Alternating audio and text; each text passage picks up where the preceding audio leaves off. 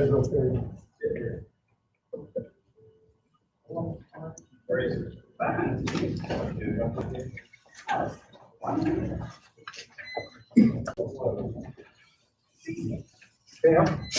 working with you some chairs. I'll get some right here, so.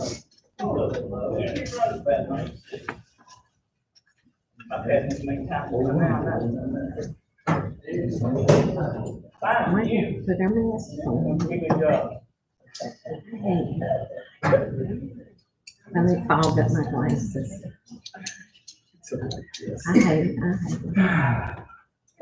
But you know, when I worked in the OR, they didn't bother me. Thank you all.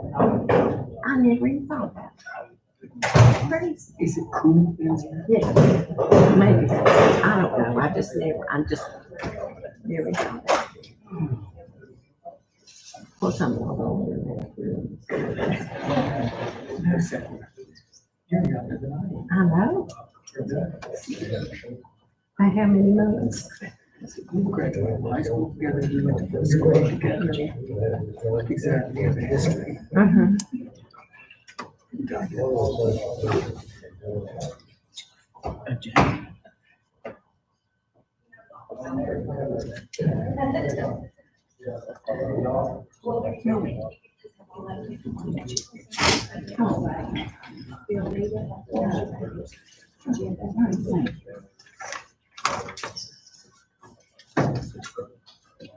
Hey.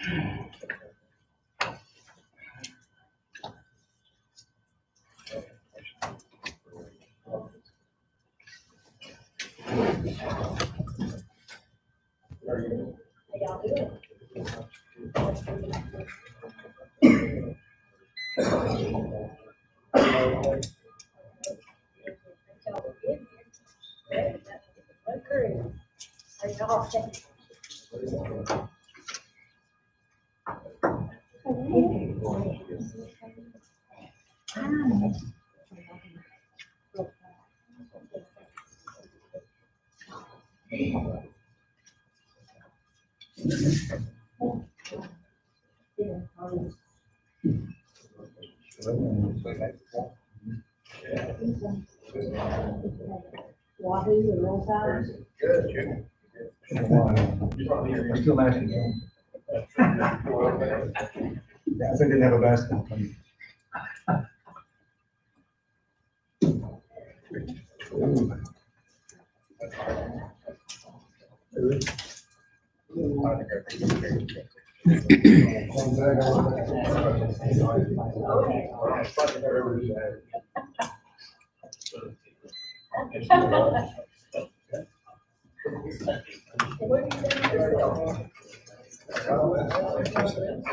Yeah, look at that. No, no, that, no. I'll take you. That breakfast is deal.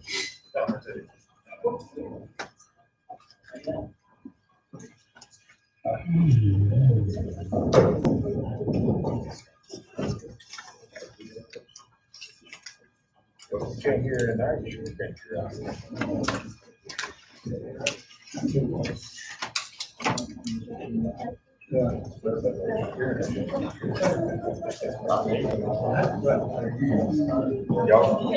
Y'all. Grab stamps. I'll put it down here.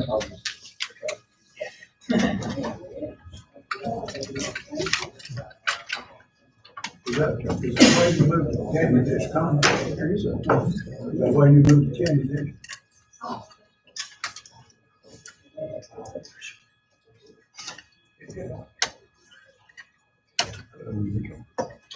that's right there. You.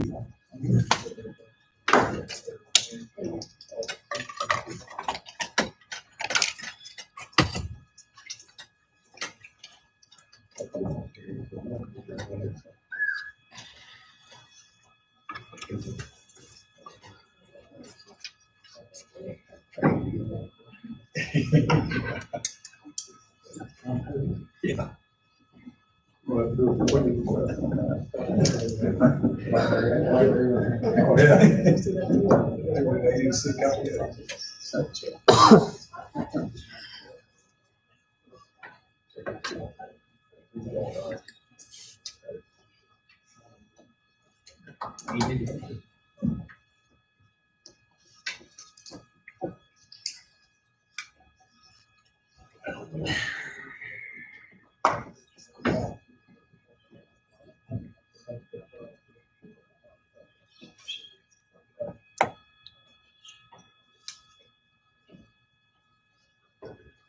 What's wrong, Ernest?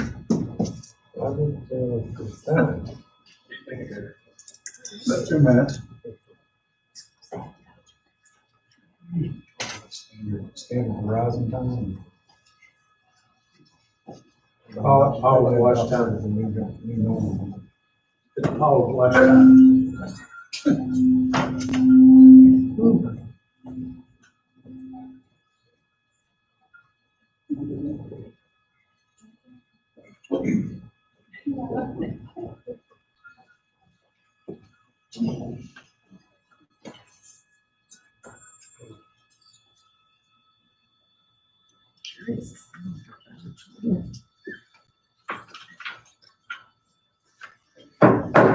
We'll call the meeting to order.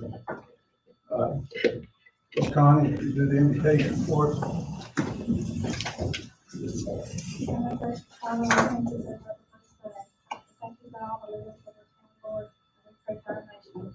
Lord, we thank you for wisdom, guidance, and leadership. Lord, we ask you to go on and look to you for ever present help.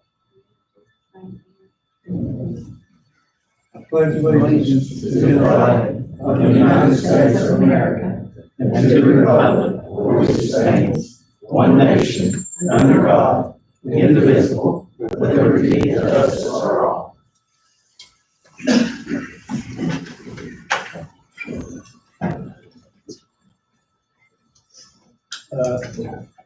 On the agenda, Mr. Lynn Roberts will not be taking time tonight.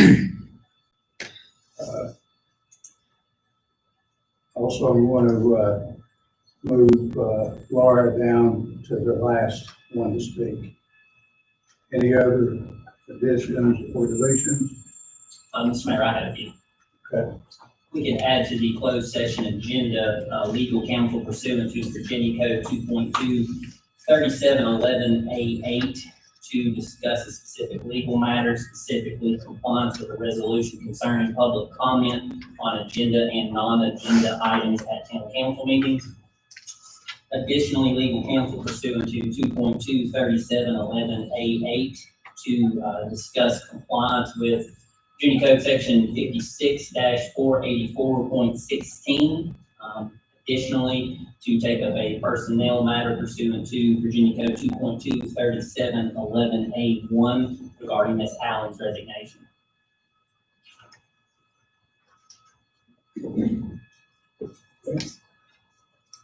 Did you say, I'm sorry, did you say Ms. Allen's resignation? Is that, or Councilman Curry's request? Yeah.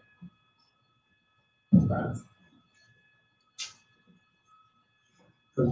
Yes, ma'am. Sorry. I'd like to add under unscheduled public comments, Reverend Philip Horton, and Richlands Tabernacle.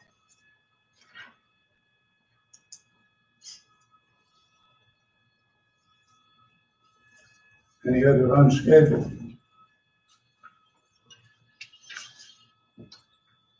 Was that a yes, I do, or no, I don't want to? I'm pretty well satisfied. Okay. Any other unscheduled? Okay, I'll entertain a motion to approve the agenda as amended. I'll make the motion to approve the agenda as amended. I'll second the motion. We have a motion and a second. Roll call vote. Jeff? Yes. Yes. Mary Ann? Yes. Richard? Yes. Rod? Yes. Agenda is approved. The minutes, did you want something to? I have something to say on the minutes. Pardon me? I have something to say on the minutes. Okay. A couple of minutes. Agenda 29 on page 6, I just want to clarify something. I just want to make sure that everybody, understood, like when Doug made this motion, for the electric committee. And then when I just said, for me to repeat the motion, I just said to start the electric committee, but he actually said the first time, he wanted to, nominate Shay Cook to go on that committee. And then, which I know we have changed, motions before, on page 7, he said, I make the motion, we continue the electric committee and also make the motion. And then he said, I make the motion to keep the electric committee as we had several years ago. And of course, on page 8, I said the motion was to form an electric committee. But then in the end, on page number 9, he did say, he restated the motion again, the motion to keep the committee that we had many years before. So I just wanted to clarify that, because I didn't want, like when I'm writing down motions and if you talk a little faster, well, I may not get everything down correctly, but I just wanted to put that down. Any other additions or changes to the minutes?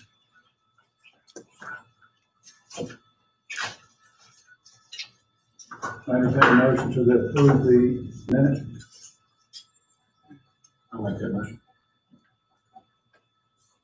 I'll second the motion. Have a motion and a second to approve the minutes. Roll call vote, Connie?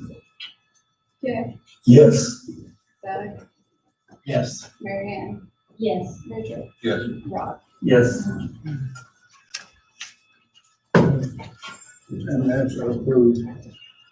Just so everybody knows, the reason I'm doing the roll call vote is because the way we're situated in the state, it's kind of difficult for Connie to see everybody when they respond, so. Right. We wanted just to make sure we keep our minutes straight. I'd like to take an opportunity now to introduce Mr. Jeff Hurst, a new council member. It's good to have you on board. We look forward to working with you. Scheduled public comments. Mr. Short out there.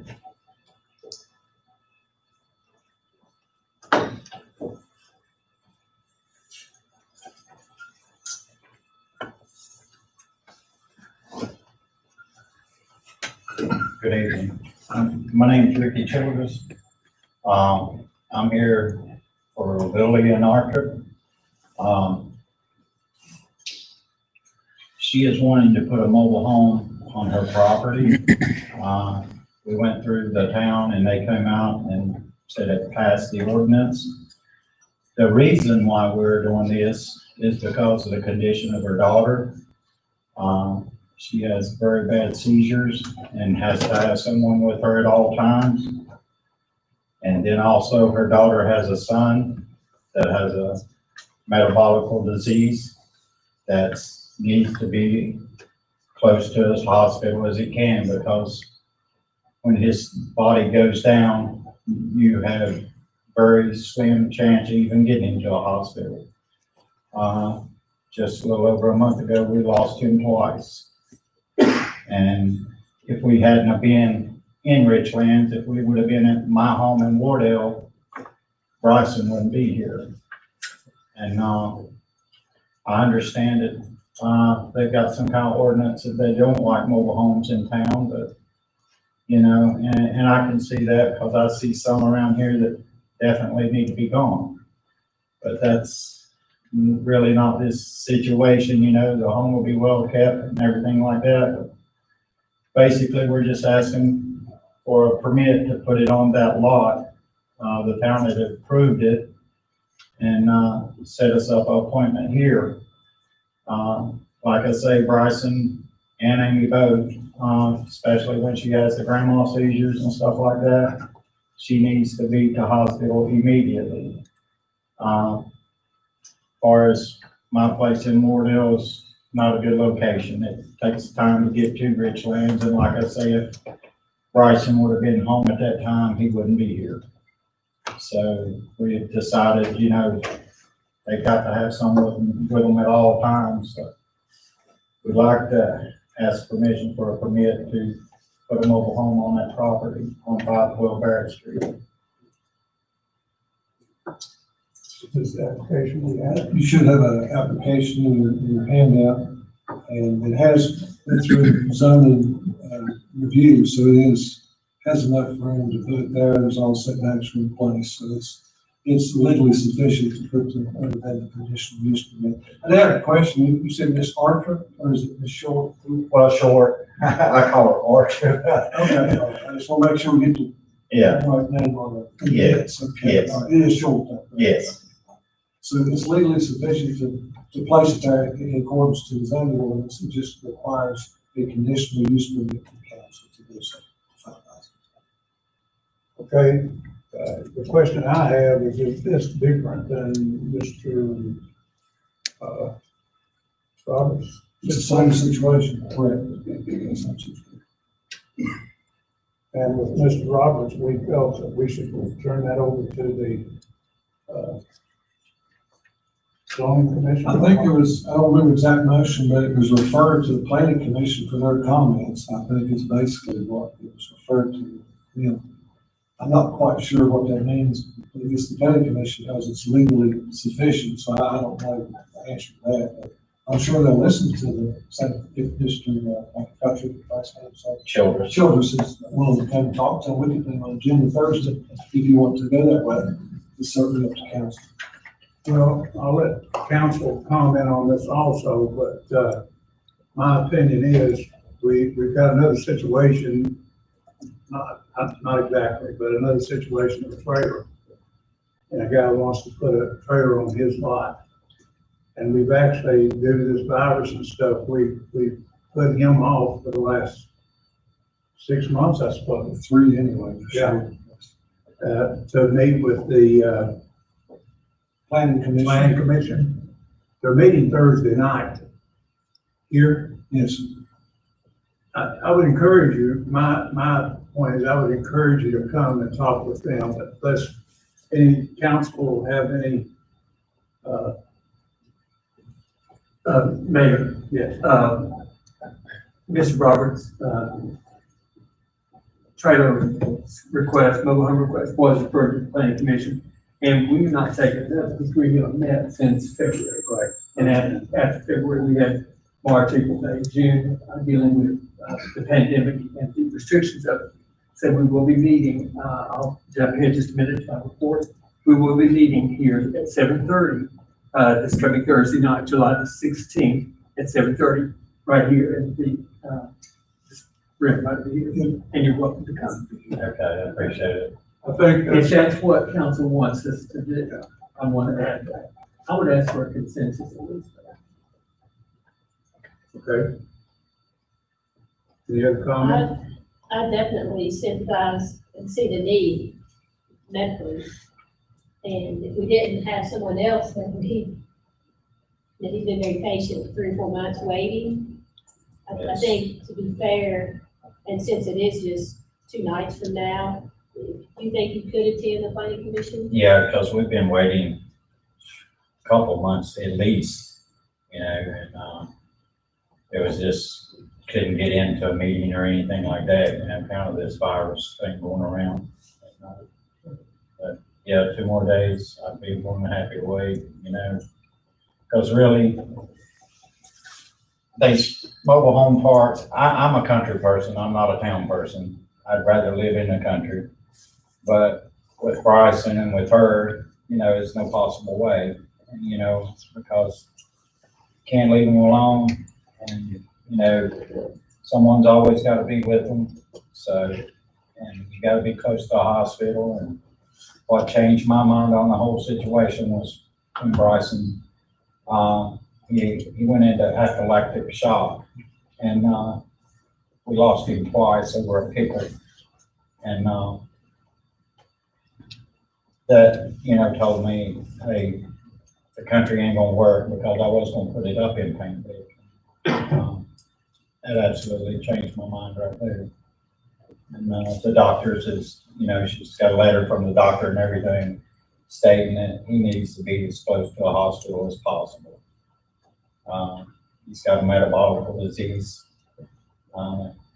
respiratory problems, and it's just something that's been really hard to deal with. But, that's why I'm here. Okay, could I ask one question? I mean, even if that board approves it Thursday night, Still have to come in. was there any way that we can, that you can hold council?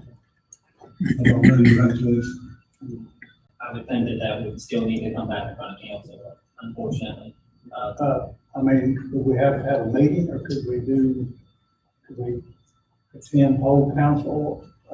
Since we didn't renew the, COVID-19 emergency ordinance about not meeting, physically, I would think we would have to have a physical quorum present to meet. So if we wanted to address that before the August meeting, we probably need a special meeting.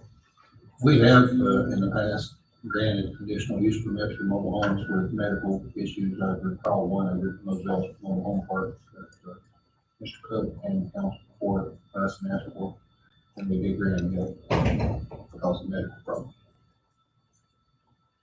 Doug, you have any? I mean, if it were me, I would let you because of the medical law, but I mean, if I had not. And Richard's pointed out that they have before. It may be unusual, but I would like to entertain a motion to approve this zoning permit application for Ms. Short. You did advise Mr. Taylor that it had to set that. yes, he's got a large fish farm. I'll make that motion to grant conditional use permit. Have a second. I'll second the motion. We have a motion and a second to allow conditional zoning permit application approval for Ms. Lillian Short. Roll call, any other discussion? Yes, I have a question here. Okay. Is Lillian your daughter? No, she's, my girlfriend's mother. We have a 2-year-old son, Okay. And then Bryson is her, grandson. is Lillian's grandson? Yes. Okay, and the land, I was trying to look at this, the land belongs to, who does the land belong to? Lillian Arthur, or I keep saying Arthur. Short. Okay, and who does the mobile home belong to? It belongs to, her daughter. I bought that for her daughter. So you're here speaking on behalf of them? Yes. I just want to get that. So they know while they're in the hall, they asked to let him speak for us. Yeah. I didn't know, so I appreciate your explaining that to me. Okay. Any further discussion? Roll call vote, Connie? Yes. Yes. Marianne, Yes. Richard, Yes. Rob. Yes. We will owe Mr. Roberts an apology. I'll explain the situation. I wish you would. He'll understand. Thanks, sir. Thank you, sir. It's approved. All right, thank you very much. You don't need to come Thursday night. Okay, thank you. Well, Rusty Hess.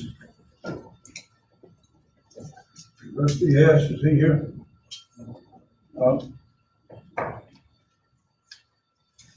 Larry's going to be finished with the podium.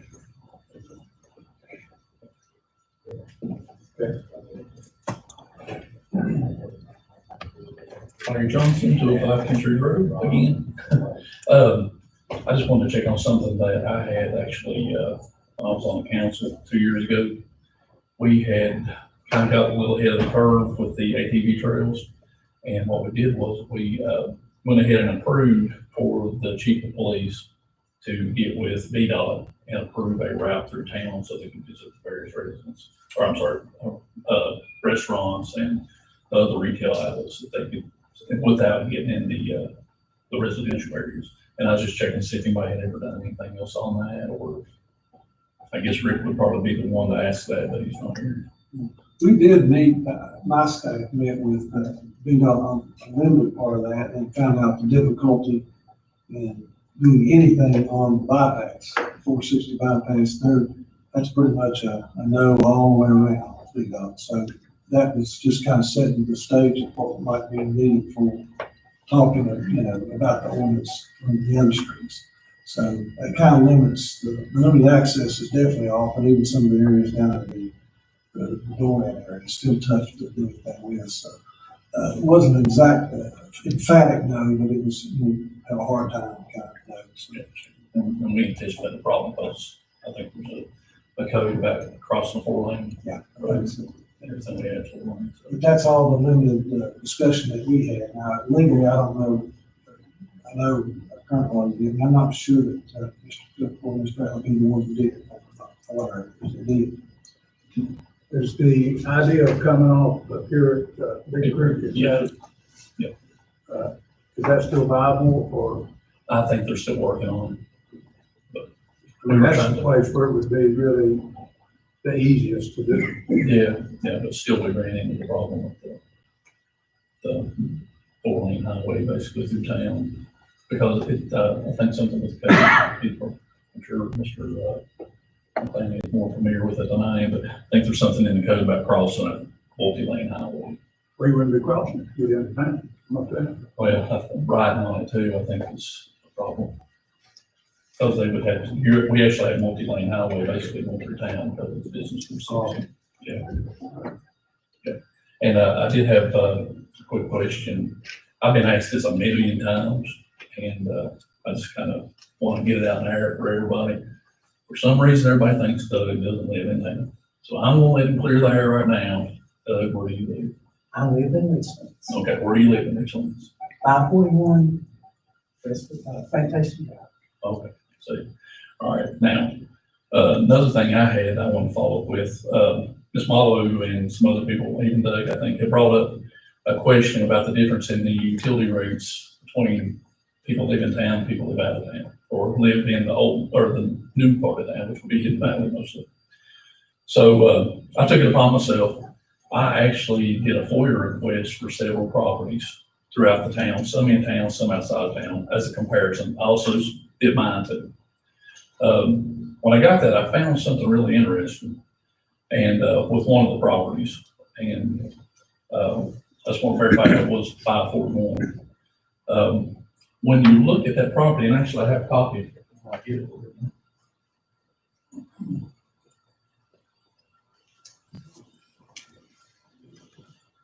And I have one for everyone, if it's all right, if I hand them out. Yes. One of them is mine, and one of them is a property. I realize I took up a little bit of your time that I'm gonna give you back.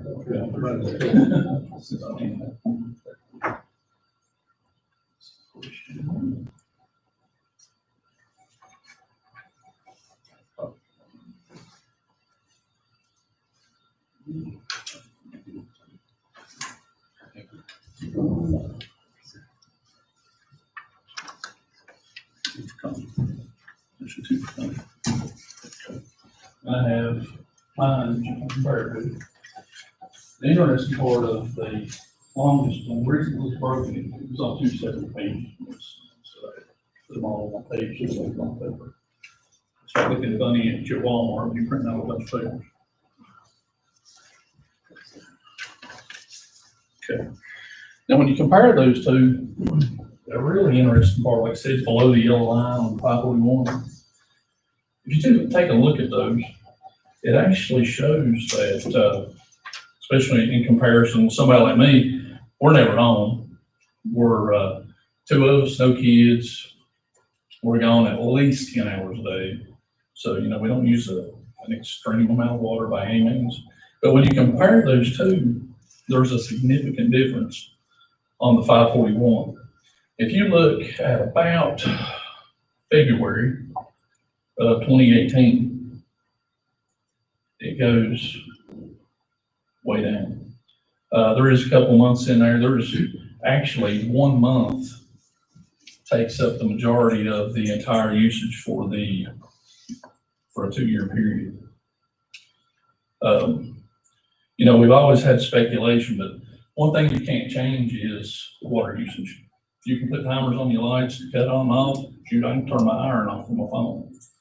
But you can't fake water usage, or you can't have water usage when there's no water usage, basically. So, how many gallons is your pool? It's pretty big. 85,000? Yeah, okay. February, that was the big month, the only big month, and, that was 88,000 gallons. So I figured maybe swap the water out the bowl or something, I don't know. But, the rest of these months, you have, 0, 0, 0, 0, 3 gallon, 4 gallon, 2 gallon, 2 gallon, 4 gallon, 18 gallons. Okay, Larry, you need to, if you want to state a point, state it. My statement, okay.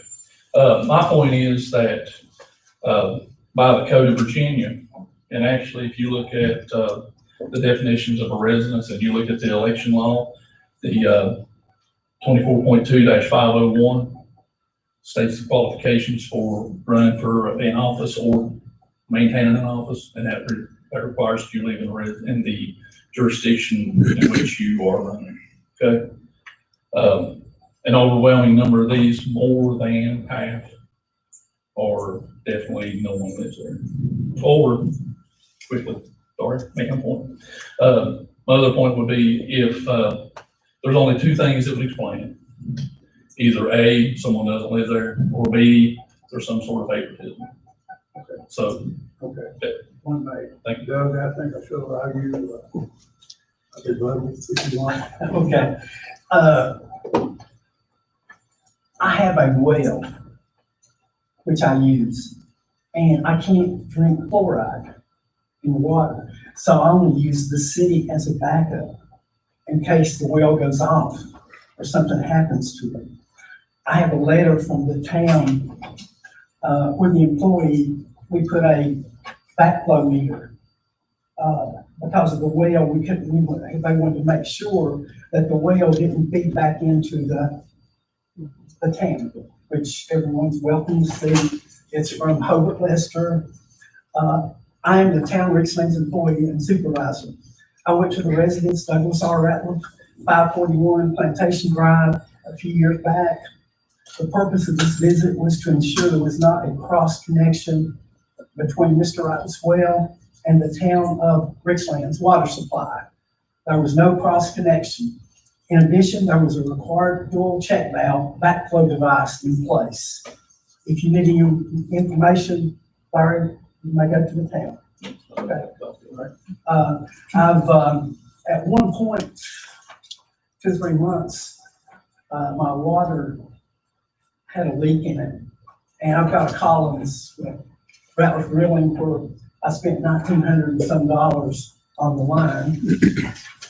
I've got a Collins bill for $13.99, $18.19, where they have a filter on my well because for some reason it started had an odor, so we put that on it. So that's the reason for those different amounts of water, because I cannot drink fluoride. Do you have any more questions? Yeah. No, he doesn't. I'm sorry. Can I just comment, just so you go to the record? The wells, of course, I wasn't aware of it, Mr. Ratliff, but you also, if you've got a well connected in our system, really, we have cross connection people. Mr. Hubbard Lester isn't certified in that, but irregardless, I'd like to have our people, other people check that are certified.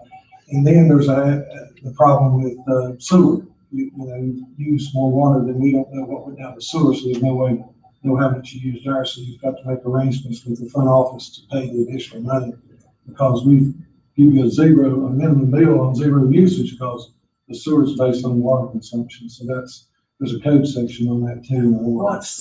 What's the average water for sewer for one person usually? I don't know. I think I'm more than paid for the sewer of the hookup, the minimum water fee. If you use minimum water, I guess it's okay. I just don't know. There's code for that. It's not me. Yeah. Okay, understand? I don't want you attacking me. It's not, and I'm not trying to make an issue. I don't want you attacking me. Well, no, just come to the front office, because I was supposed to know about that, so I did not know about it. I want to make sure that I was. Well, it's for one of your employees. Well, I can discuss that with him later. This podium been cleaned up. Okay, well, I just want to start off, oh, I'm sorry, Laura Marlowe, 262 Linwood Drive. I just want to start off, last year, we had a deck built around our pool, and, Mr. Taylor, we tried to get, the permit to build that deck, and Mr. Taylor told us he was not even familiar with Hidden Valley, and it took a lot, it actually took, Doug helping us. You told us that you were not familiar with okay, Hidden okay, Valley. Laura, you need to talk to me. I'm sorry, okay, so we have a resolution in the town that says time may not be passed from one person to another. If you choose not to use your allotted time, the time is forfeited. When I brought this to the council's attention, it was brought up that Robert's Rules of Order state that the person who has the floor is the only one allowed to speak. There are a few things wrong with that statement. Robert's Rules of Order are addressed to the council members. They are not rules of order for the citizens of the town. Robert's rules specifically state that any town rule by ordinance or resolution shall supersede Robert's rules, thus making the resolution the rules follow. The resolution passed by council states that in regards to non-agenda items, no speaker shall be permitted to cede his 3-minute allotment to another speaker. If we're going to move forward in accountability, transparency, and structure, I would believe we must adhere to the structural integrity of parliamentary procedure. I've spoken with a parliamentarian who teaches classes to groups such as town councils on the proper procedure and specifically Robert's Rules of Order, and I would be happy to pass that information along to you guys if council would be interested in taking that class. She's online. Mike can save you some time if you want. Our attorney has researched this, and what you're saying is exactly right. We were out of order. I appreciate I that. don't know what to say other than sorry. I appreciate We won't that. do it again. I didn't realize that, you guys were bringing it into the closed session until it was added to the agenda today, so I appreciate that. Each of you, prior to taking office, swears an oath to support the Constitution of the Commonwealth of Virginia. That means all the laws in Virginia, not just the ones that you agree with. Code section 56.484.16C states that no public safety agency shall advertise or otherwise promote the use of any number for emergency response service other than 911. As of today, the town website is still promoting the number other than 911 for an emergency. This is not in compliance with the aforementioned code section. I believe the continued disregard for compliance with this law has potential for liability, not only for the town, but for each of you individually as your role as councilman. This is the third time this has been brought to your attention, and if you continue to ignore your sworn duty to support all the laws of the Commonwealth, you will be knowingly and willfully allowing this violation to continue. Black's Law Dictionary defines gross negligence as a conscious voluntary act or omission in reckless disregard of legal duty and the consequences to another party. Your duty in this situation is to support the laws of the Commonwealth and see to it that the town operates in compliance with those laws to the best of your ability. The citizens of this town, you're putting the citizens of this town at a risk for lawsuit by continuing to knowingly ignore this law. Every year, domestic violence advocates collect phones with no service providers, be it old phones that are no longer in service or even prepaid phones that no longer have minutes on them. The reason being that these phones without a service provider or minutes can still call 911. However, a non-working phone or a phone void of minutes cannot call the Richlands Police Department. If Richlands could become a 911 center and accept those calls, that would be ideal, but unfortunately we don't meet those requirements. One being that we're at least 5,000 people short in population. The only way to avoid the continuation of this transfer is to allow 911 to dispatch your emergency calls. You can add more dispatchers or upgrade the equipment, and that's great, but they're not the solution. We need to have immediate access to the emergency services without the transfer, and ask that we act immediately to bring Richlands into compliance with this law. And I also ask that at the very least, that we allow Sheriff Hyatt and the 911 administrator to have an open forum here and allow the citizens to ask questions and you guys ask questions so that we have the information. Don't just go off of what I've learned. Please, let's just you owe it to the citizens to be well-informed and well-educated, and there's no better source than the source. And I appreciate your time. Thank you. Pastor Horton?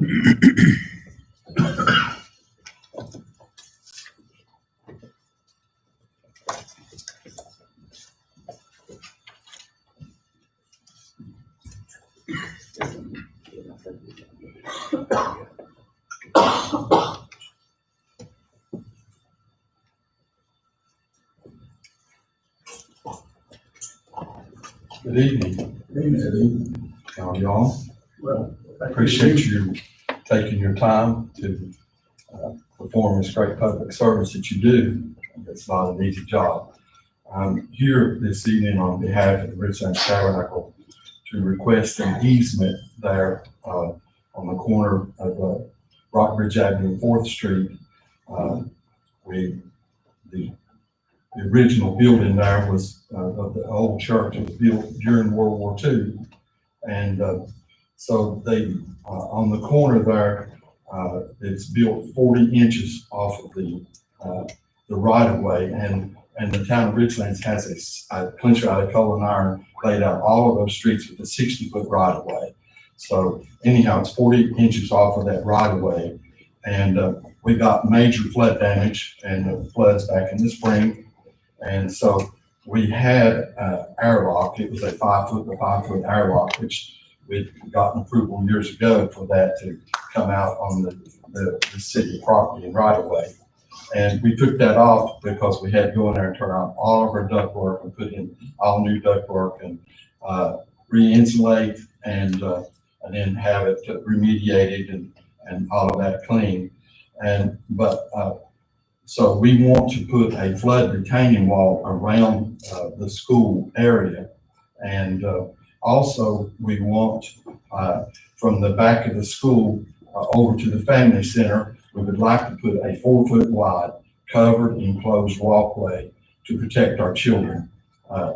When they go out the front doors, they go for recreation and lunch. And so they go running out the doors, out into the alley and up into the family center. So we want here to have a 4-foot wide covered enclosed walkway for the children to go out of the back of the school up into the family center. We have a door there. So we just need an easement. It's actually, the building is, so we need an easement only 8 inches wide down on the corner of Rockbridge and 4th.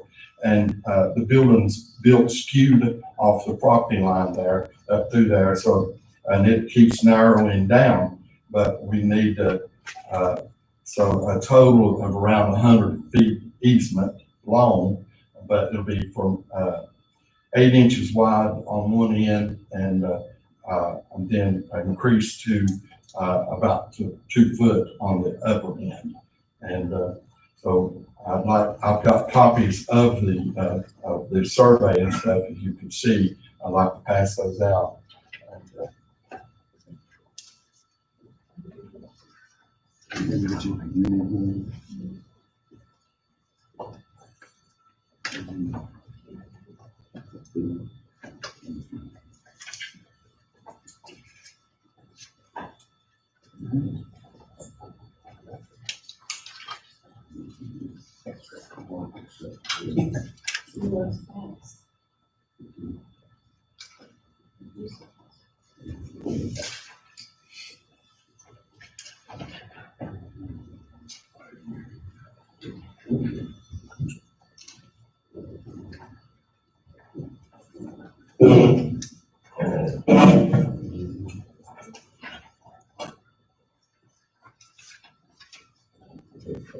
Sir.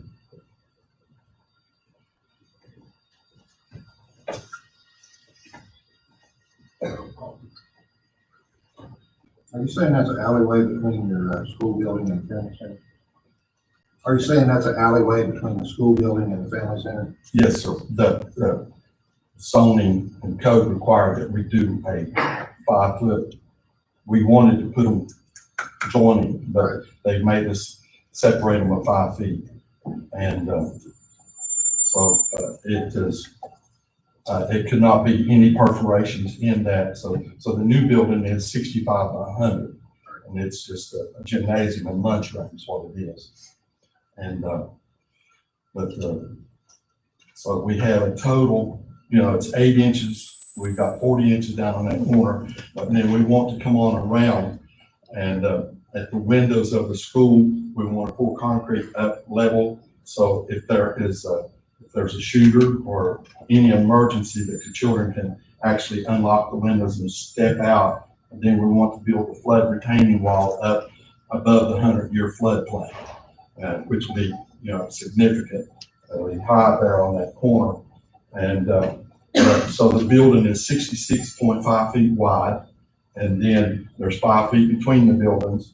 Then it's 16 feet over to the door, and then we'd like to have a little 5 more foot for us to put steps down on that end if we could. So it'd be approximately, 90 some feet to 100 feet, something of that nature. And it will be 8 inches wide at the lower end. And my calculations there at the corner of the building,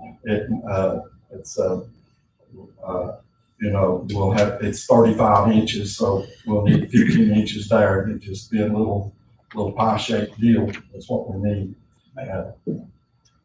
I'll make that motion that we do that. I've taken a look at it, and I think it would be okay. It would help the church and the children better. So I'll make that motion that we go ahead and approve that. Second. I will second the motion, but I do have a question. When you second it, we'll get into discussion. I second it. Okay. The question would be for Wayne. You have to prepare the variance, so.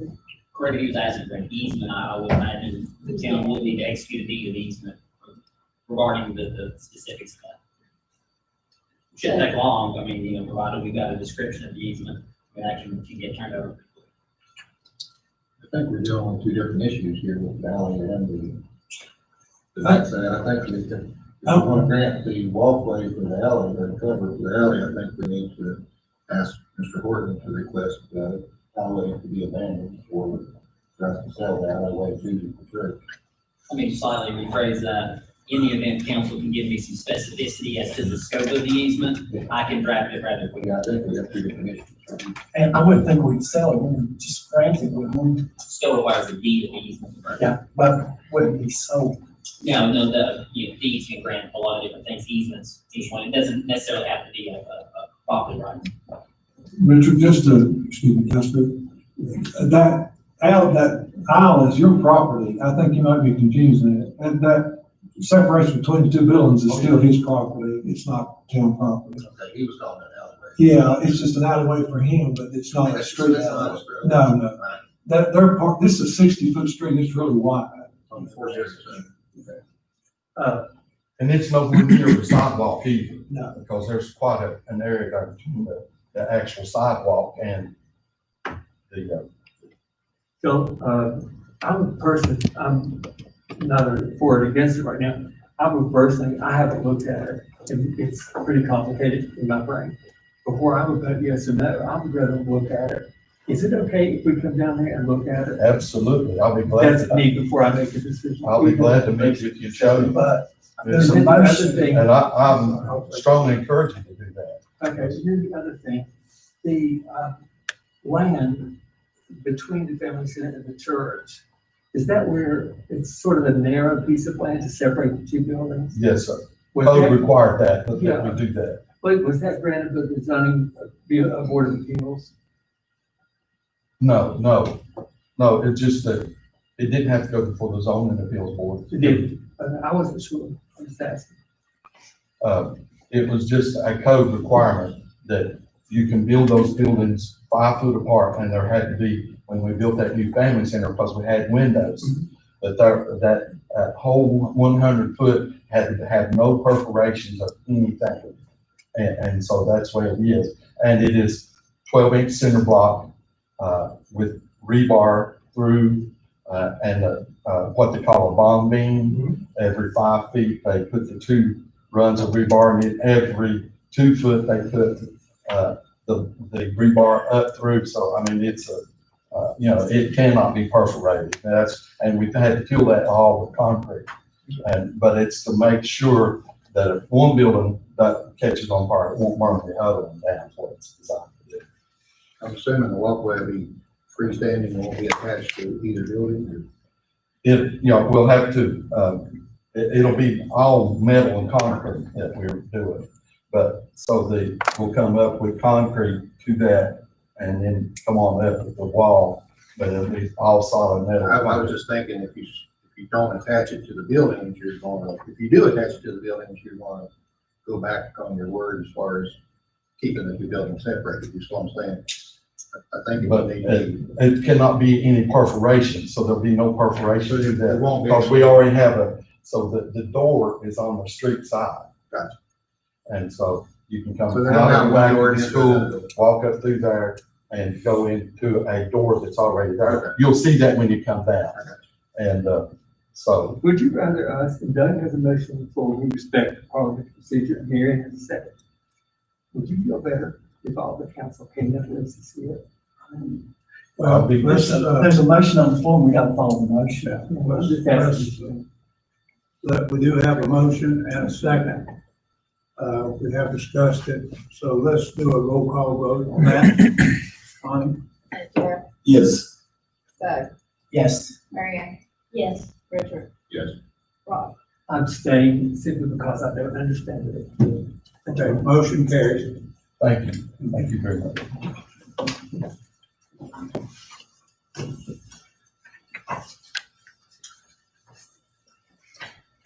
Okay, I don't think I've overlooked anyone else to speak, have I? Okay, council member reports. Rod? Yes, sir. The planning commission will meet, this coming Thursday night at 7:30 here in, our room right across from council chambers. And anyone who's interested is welcome to come. And we will be considering at that time, Mr. Harold Roberts' request, and we're sorry it's taking so long, but we will do it. And we'll return to council with the recommendation or not. It's ultimately council's decision. The other thing I want to mention is, after July 3rd, when the town basically helped so much, to help have our seniors, have a really good time, at the formal event, which Richard helped a lot with that, at the PD.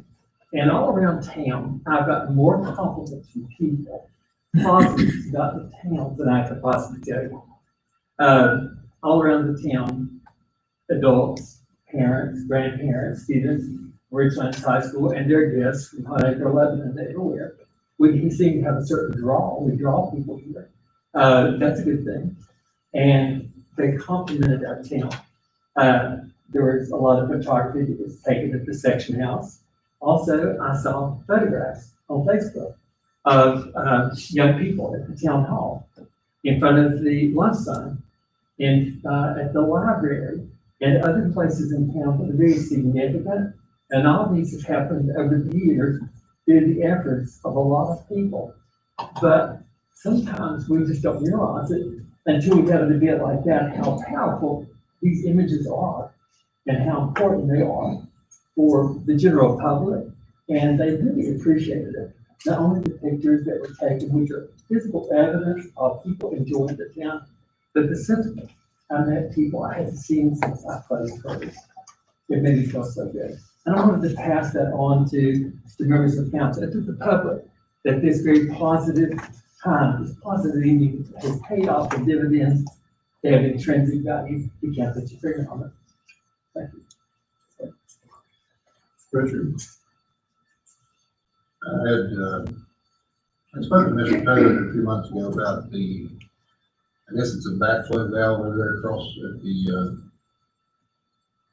from the water plant and that sidewalk from the last flood. It's a check valve for the sewer, yeah. Did you get a chance to look at that? I talked to Mr. Lester about it. It's working fine on that part of it, but really what needs to be done is separate those in a way we could. I don't know if we can managed to get that engineered easily or not because of the way the buildings are constructed. But, as far as I know, there's a check valve in there already, is what he told me. So I don't know how well those things perform under a big flood, to be quite frank with you. It's pretty tough to keep those backed up. But, we could, I think it's on the property, by the way. I think we could have one in our own streets. We could try that. I think he said there was one in the sidewalk. Yeah. Well, that's ours, it's to the sidewalk. He told me he didn't have issues with the flooding itself, it was the backflow from, I guess he said. Oh, the apartments, yeah, that's another Yeah, situation. that's one I was talking Yeah, that's the one that we have to engineer around. There's no other way to do it except for to get those. What happens is the owner of that lot also owned those apartments. So they actually just use the same line instead of buying a tap, probably, I guess, probably my time. But in doing that, every time that line stops up, the folks in the apartments is going to flood out in the apartments below. And they have to separate it. Basically, it's all on private property, so it really should be their responsibility. But we can help them do it if we can figure out a way to do it. It's a little hard there, I'm sure, because of where the lines are. I think there was a separation when that was sold. I think the guy that owned the business beside it purchased that building also. Yeah. And the two floods, like you said, the water from the flood didn't get into his building. So it worked that part of the work. That part of it worked, but it's the backflow from the sewer. Yeah, okay. Okay.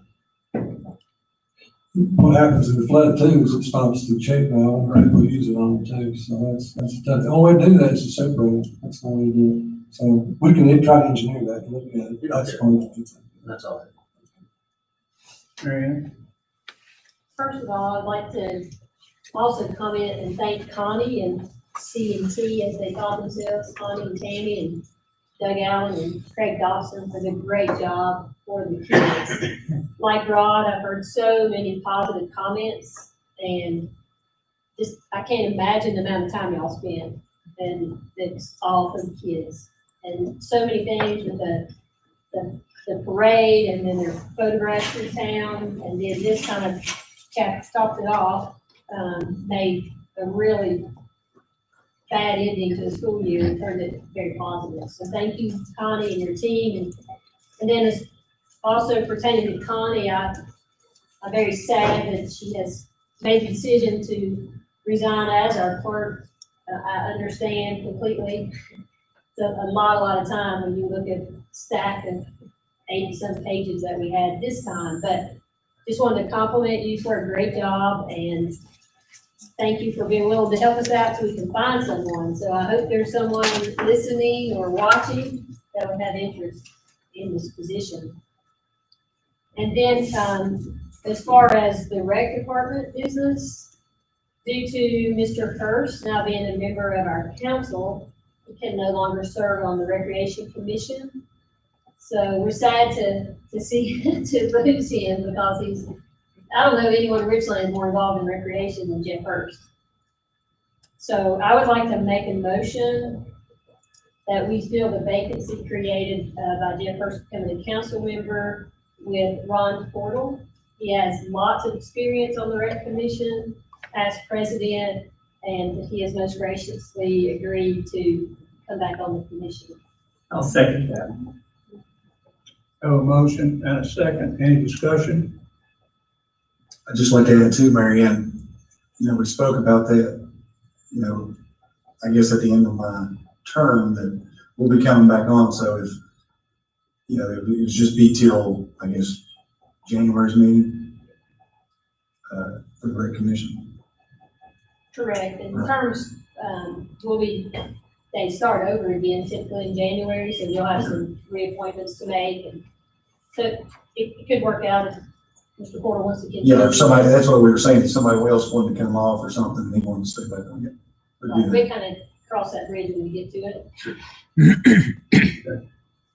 Further discussion?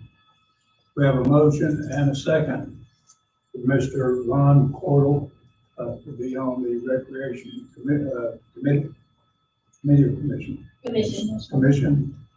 Roll call vote, Connie? Jeff, Yes. Doug, Yes. Mary Ann, Yes. Richard. Yes. Rob. Yes. Motion carries. The normal recreation commission meeting would be It's always the third Monday of every month, which will be this coming Monday, but due to several Recreation Commission members having conflicts, we will meet on July 27th at 7:30 upstairs at the Recreation Center. So Adrian or Connie, could you make that change on the access channel for us, please?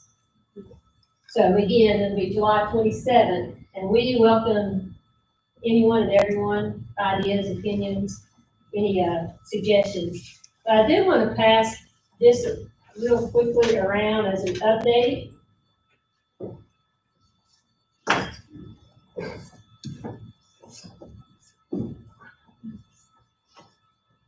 I just want to show council, because we're very appreciative that council did allow the pool to open. And I was just so impressed with the fact that if you compare, this is just an update for 2 weeks, from July 1 to July 14. This time, this year versus 2019, actually we've had 701 swimmers compared to 566 last year. So I think that shows we've made the right decision in opening the pool and that people were anxious to swim. And then also, when you look at the revenue, this year, 5,425.83, and last year, 5,762. And the difference with that is simply, and it's so close, is in pool parties, because pool parties bring in $150 per day, and they were not scheduled because we didn't know if the pool would even open. So, and this is something that might really, really surprise you. It's an interesting statistic. So far in 2 weeks, 434 slush puppies were sold. So they're wearing out the slush puppy machine. But It's called withdrawal, Marianne. yeah. They hadn't been over there in so long. Right, but if you know, these reports show you how closely monitored and what a great job they're doing as far as money collected at the park. So I'm really, really proud of them. And just quickly, I went over there on the 4th of July. Huge success. They had over 300 people roughly come that day. Never got over capacity in the pool because people came and went.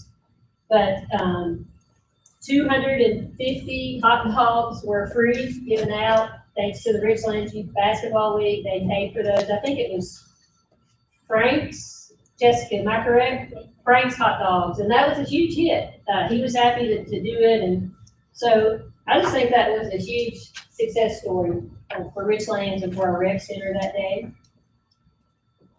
And the last thing is, I wanted to mention that I have contacted the Coons Center, Doug, and the director was out due to, I think was at a funeral. So she is in contact with Councilwoman Hillian, and so they're gonna try to arrange a date. Jessica Reynolds, Assistant Director, would like to come with me, and I'll let you know the date. I would love to meet you. Oh, I just wanted you to know I'd forgotten, and wanted to wait for personal reasons, something, a special event I've got coming up in my town, trying to stay as healthy as I can, didn't want to travel. So I'll let you know the date, but that should be set anytime. I'd like that officer to come up here. Yes, sir. You know my truck? Yes. Go out there and look over the sun visor, maybe on the console, there should be some folded papers there. If you bring those to me. Yeah, I'm gonna get to it, but if you'll bring my. So I'm gonna say this for yours. Okay. Okay, but that's all that I have. Thank you, Mayor. Look, there, Doug. I was going to ask about, we've got 5 or 6 families that are flooding, including Joe McCracken. And I wonder from Mr. Taylor what progress has been made. I think there was supposed to be a drain pipe or something. Could you give us an update? We've cleaned out the drain pipe in the area next to where we were talking about earlier.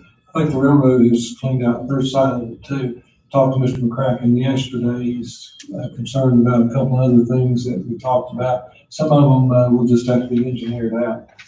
We do, if I mentioned, we do have the Army Corps. We'll try to come up and look at that particular situation, see if they can schedule a trip here.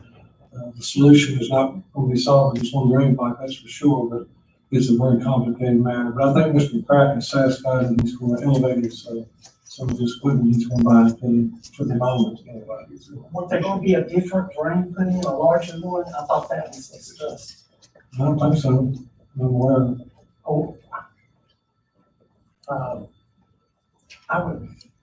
I talked to 2 or 3 of the town workers, and that was their suggestion, that there'd be a larger drain put in, that the smaller drain wasn't gonna take care of it. And, they assured me it would happen again unless we put a larger drain, and they were checking with, the railroad to see if they were gonna buy it, and if they weren't, it was gonna cost the town about $1,000 for the pipe. That's news to me. I'm not sure who you're speaking with, but they haven't discussed that with me, so I'm not aware of what it is. Would you check with Mr. McCracken again? Because he called me today, he was still upset that nothing was being done. I can talk to Mr. McCracken again. I talked with him yesterday, so. But I'm sure about the drain and what's. I'm not sure exactly. I think me and him discussed the drain, but it was another drain there. It was a drain in a different area. And we've investigated some of the other areas yesterday that he was concerned with flooding issues. But as far as putting in a bigger drain, if it's backup water, I'm not sure exactly how that would help with a bigger pipe. Well, it wasn't draining quick enough. And I talked to, I forget even the county workers, but they went over and they said the smaller drain wouldn't take care of it, that they were checking with the railroad to get an okay with a larger drain, hoping the railroad would pay for it. And if they didn't, that was only going to cost, they estimated $1,000. So if you could do an update. Can you tell me who you were talking to?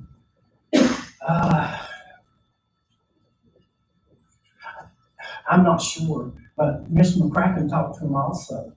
Okay. If you would check with him, he would know the names.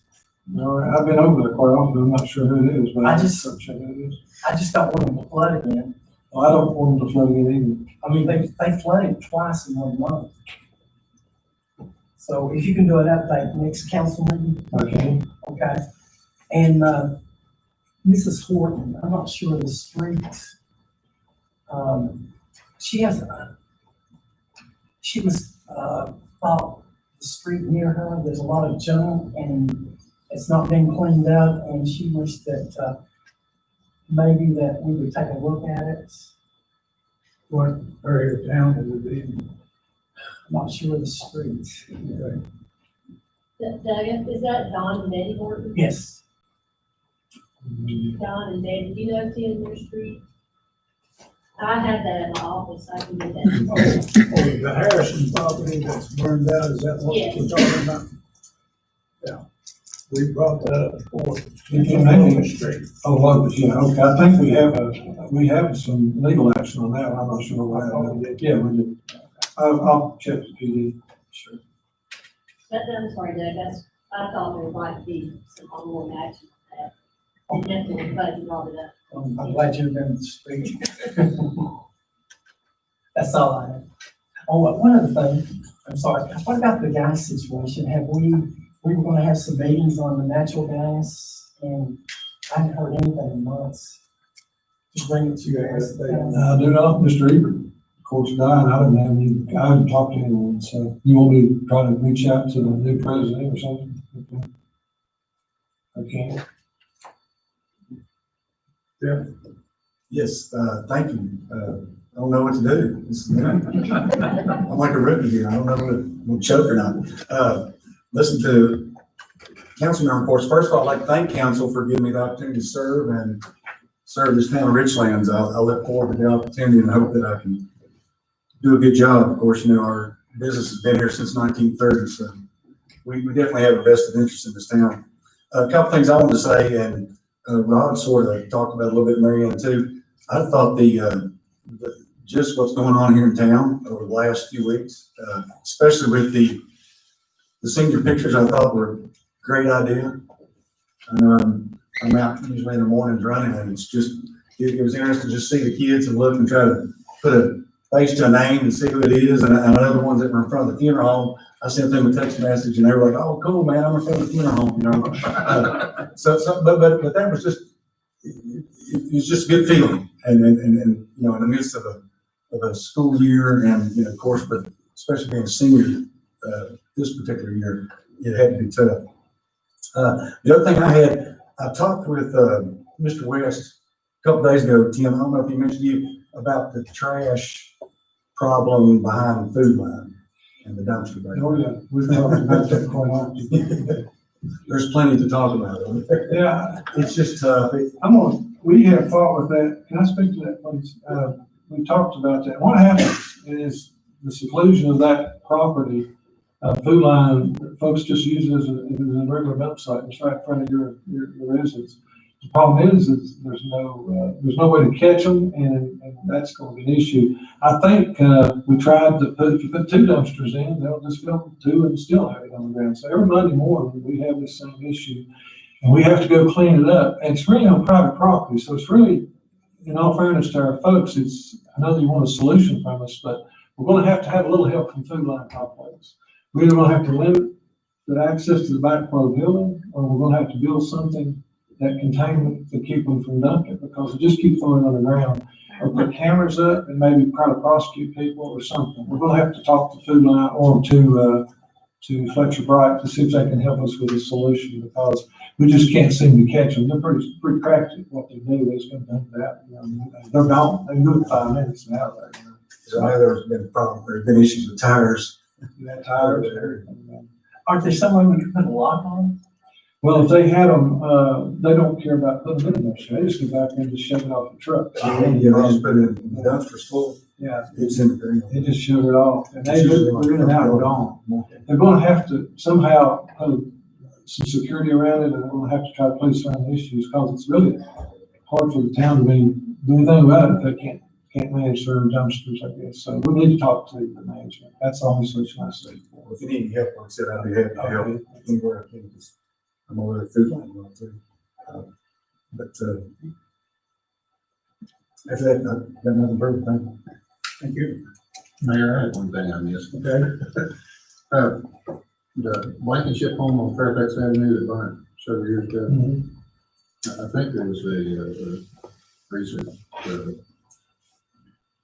order in court for restitution of a suspect that was charged with burning that down, or setting it on fire. And I think there was some restitution order, amount of about $60,000, payable back to the victim. And I was wondering if Wayne might be able to get in contact with the victim to see if part of that restitution could be ordered for the tear down of the property. And we might have some initial legal action on that too, if you maybe I can give you the address. I missed one thing too.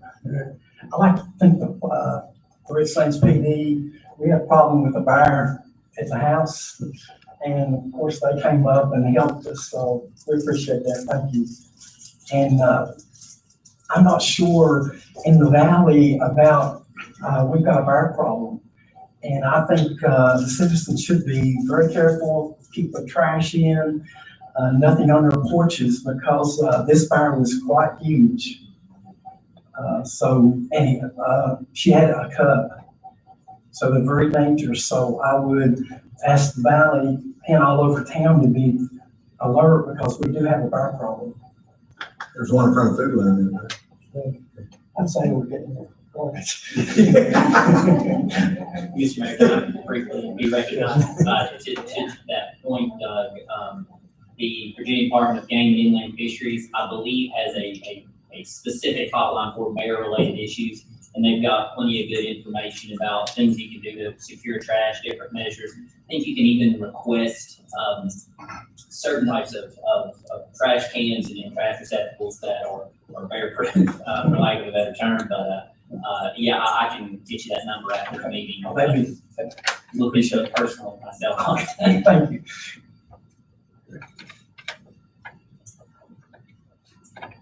A couple things I've got.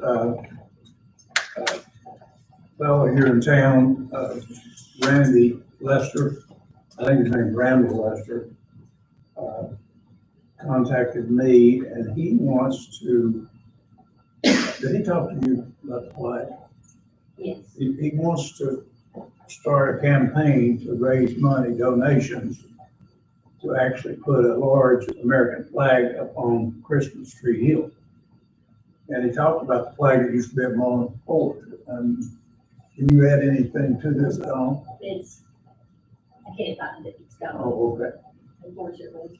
Okay, so maybe I better talk to him again, but, he really had a desire to do that. And, so just keep that in mind, I'll find out what he wants to do. I think that's a great idea. I do too, I like it. The other thing is,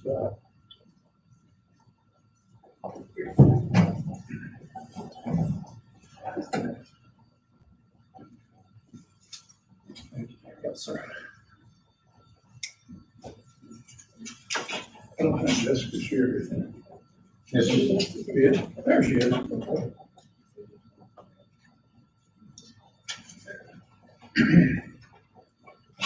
I was at the rec department for the 4th of July celebration, and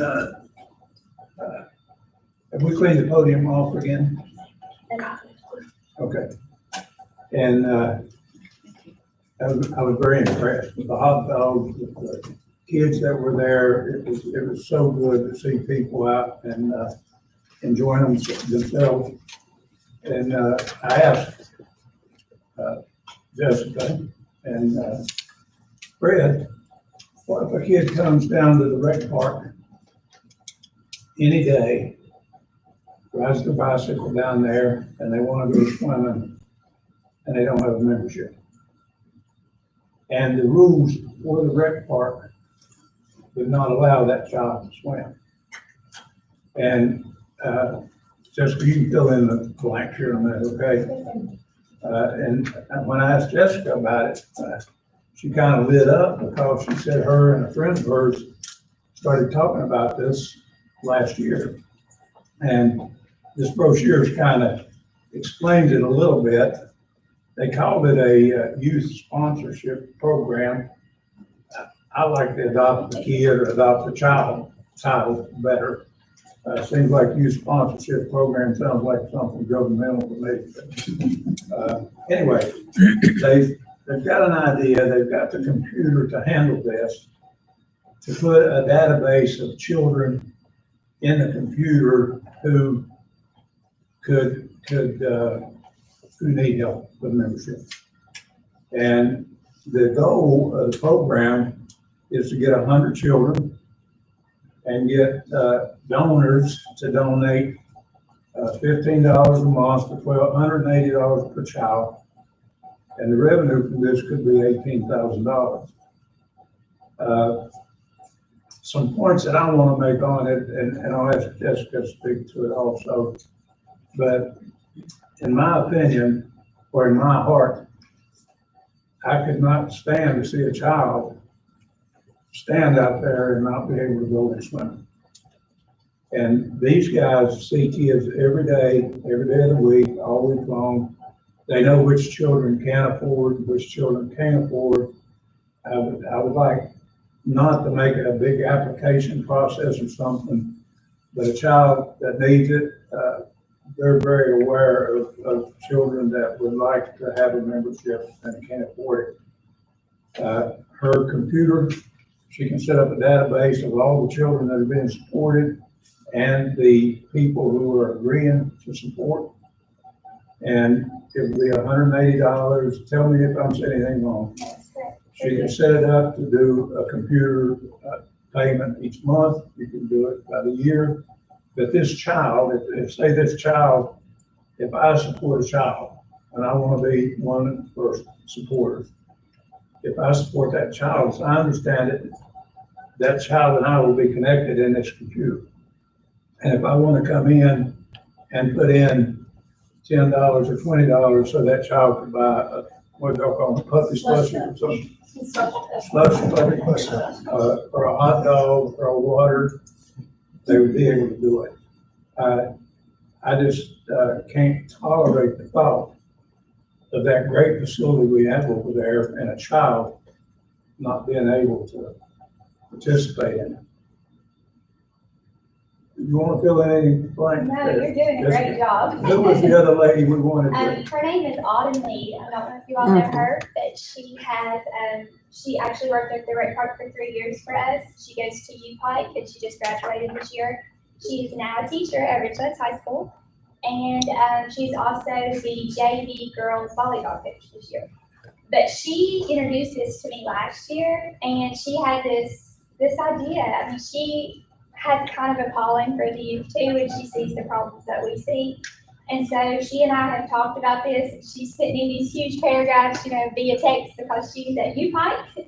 But I just want to make sure that she gets some credit too, because this initially was Autumn's idea. We have just, of course, she's not been able to help me this year because she didn't come back to lifeguard since she's going to be at the high school. But this was her wonderful idea. We've just kind of put it into motion, and there's a huge need at the rec park. We see kids every day that, would love to come and they can't. You see them walking down by the water treatment plant. You see them walking to Critterville. And, we know that those children can't pay $2 to play basketball at the rec park or $4 to get into the pool. So, I put together what I know that we use our memberships for, and it's a slightly discounted price, but it's $5 difference. So $15 a month would give this child access year-round to the pool, basketball, soccer field, tennis courts, anything that they want to do at the rec park that we offer. And you would just be their sponsor. We initially called it an adopted kid program. I like it too, but I want to make sure that we're saying it right. So right now it's the youth sponsorship program. And I feel like a lot of households in Richlands can afford this $15 or $180 a year. And my goal is 100 kids. I would say around 50 kids that I know are very regular at the park. And my goal is those kids I don't see, that know that they never get to come. They don't have that $2. They don't have that $4. And I want to get those 50 kids I know need it, and then 50 more that I don't know.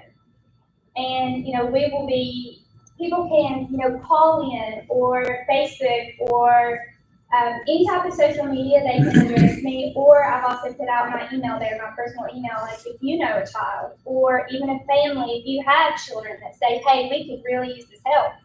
I encourage them to let us know. And we're going to put you on that list if we can get this approved, and then hopefully again, my goal is 100. I'd love to see more than that, but I think 100 is a great number for this year. So I would love to see this happen. Can I say something? Absolutely. I see 5 council members here. So I, for one, will do, and I challenge the rest of all 4 of you guys. So that's 5 of you, Jessica. Thank you. Yes, that would be great. Okay. 6 for the mayor. Great. Okay. Jessica, can I say something? Yeah, any questions? Well, the other question I had, are there some kids that come down there now that need some help as far as, maybe they can get into the Absolutely, and that's what park? the mayor I was didn't know if you talking had like a about. list of kids that may need some help. Our concession is not full concession this year, of course, due to COVID and things like that. We have the drinks / puppies and things like that, but we don't have food this year. But we hope that's all going to change in the upcoming years. We hope our concessions back open so they would be able to purchase food. You may have $2 to get in, but if you were in our gym today, I bet it's over 100 degrees in there. It's a big gym, and it's hot in there. And they're sweating and red-faced, and they might have got $2 to come down there today, but they didn't have another $2, or $1.84 for that drink. So let's say Mr. Curry has sponsored a child, and it was $15, and he had $10 extra this month. He can go and put that on that child's account. And when they come in, little John comes in, I say, hey, you got $10 extra, for drinks this month. Great. When he doesn't have an extra couple of dollars, Mr. Curry sponsored that drink as well. And we will be able, the computer system that we have is great. I've kind of played around with it today and put myself in as a child just to see. They will check them in.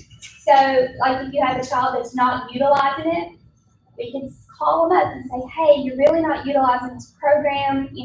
We want you to continue to use it, but if not, we may want to talk about, giving it to someone else. And that's a report that would be available to council, or I feel like to anyone that's sponsoring a child, how much are they using my membership? And so, we can, or even those reports, that you have paid this monthly, however that, there's a lot of different ways that we can look at these reports. You need a motion? You make questions? Everybody finished talking? I would like to entertain a motion, but I would like to entertain the motion to allow the rec department to move forward with the Adopt a Child program. Y'all don't mind. So moved. I'll second the motion. I have a motion and a second. Any further discussion? Rod. You made much better. Okay. Roll call vote, Connie? Jeff, Yes. Yes. Marion, Yes. Richard. Yes. I'll be there this week to get by. Thank you all so Donation. much. We're super excited about this. So Thank you, any Jessica. questions, you guys just can, call or email, or however you want to contact us. If you know a kid, I'm ready for them, send them our way. And I encourage all y'all, go down there and visit. You will be encouraged. You see a lot of happy kids. Yeah, it is. It's a fun place to be this summer. Everybody's glad to be out. Thank you all. Thank you, Jessica. And that's all I have. Right? I don't have anything. Tim? Okay, thank you.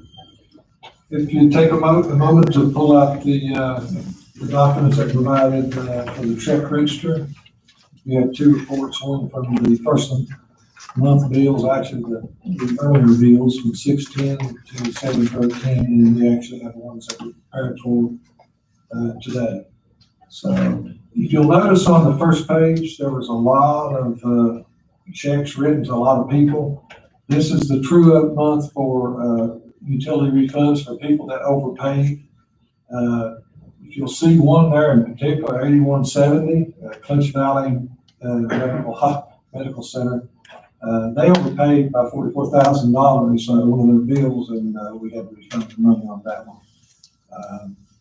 The other folks are the customers that are on the budget, and since we had a mild winter, some of them actually had money coming back to them. That's what a lot of those are. We did get a check. The drug task force voted to reimburse the participants $10,000 out of the fund because they had knowing the COVID and the effects of some of this on each individual's budget. They elected to actually give some money back that they had in their savings and reserves, $10,000 a piece. That's what that is.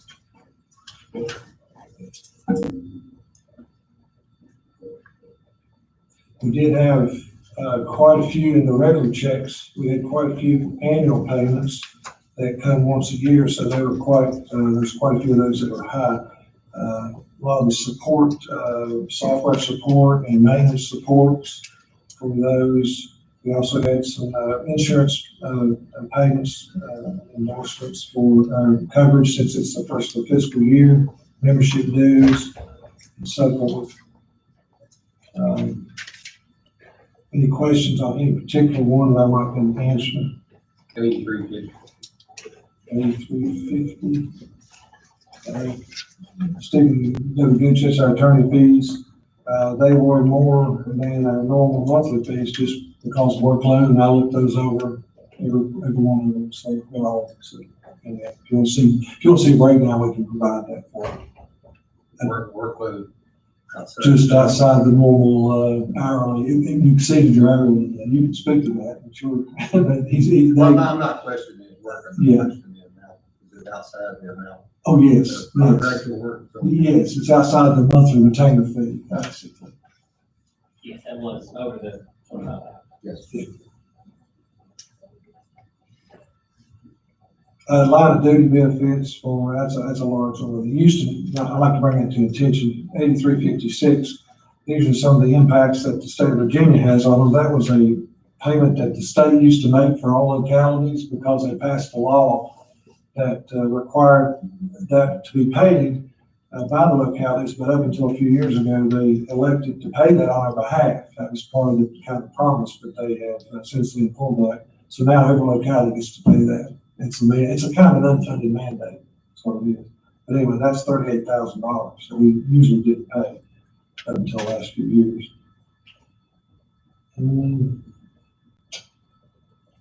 Any other questions on any more?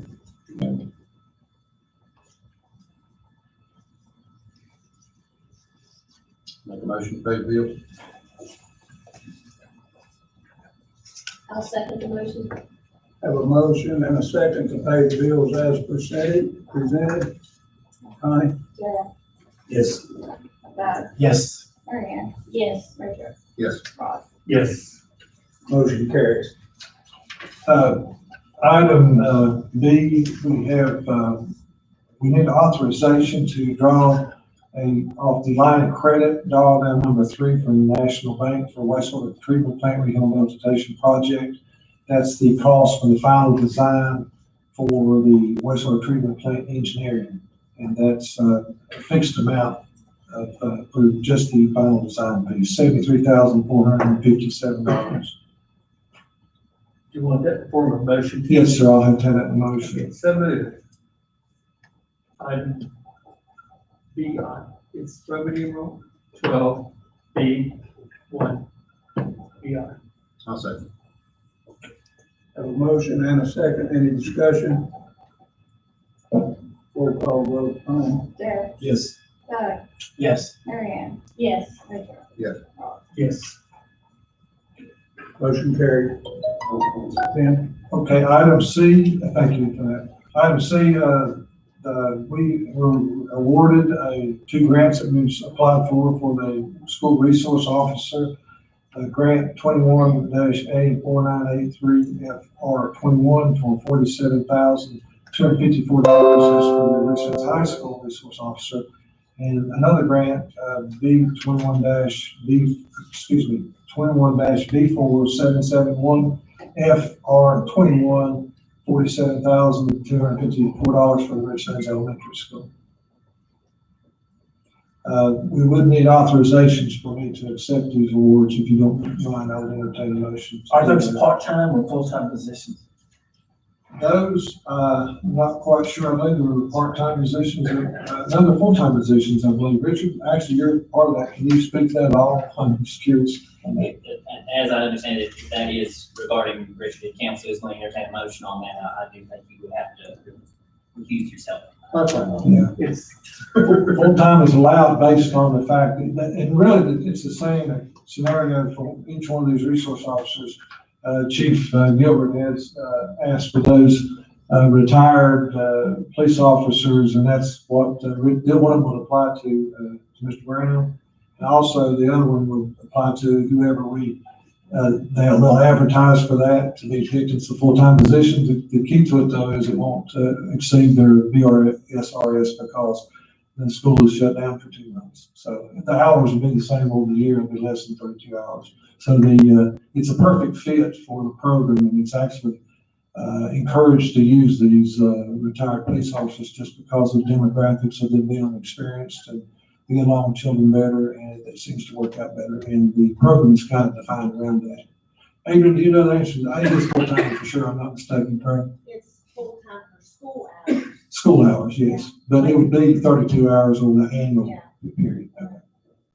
I'll make a motion to authorize the town manager to sign and execute Virginia Department of Criminal Justice Services DCJS grant awards for school resource officer SRO. Grant number 21-A4983FR21 for $47,254 for Richlands High School resource officer. Would you like this in one motion or two?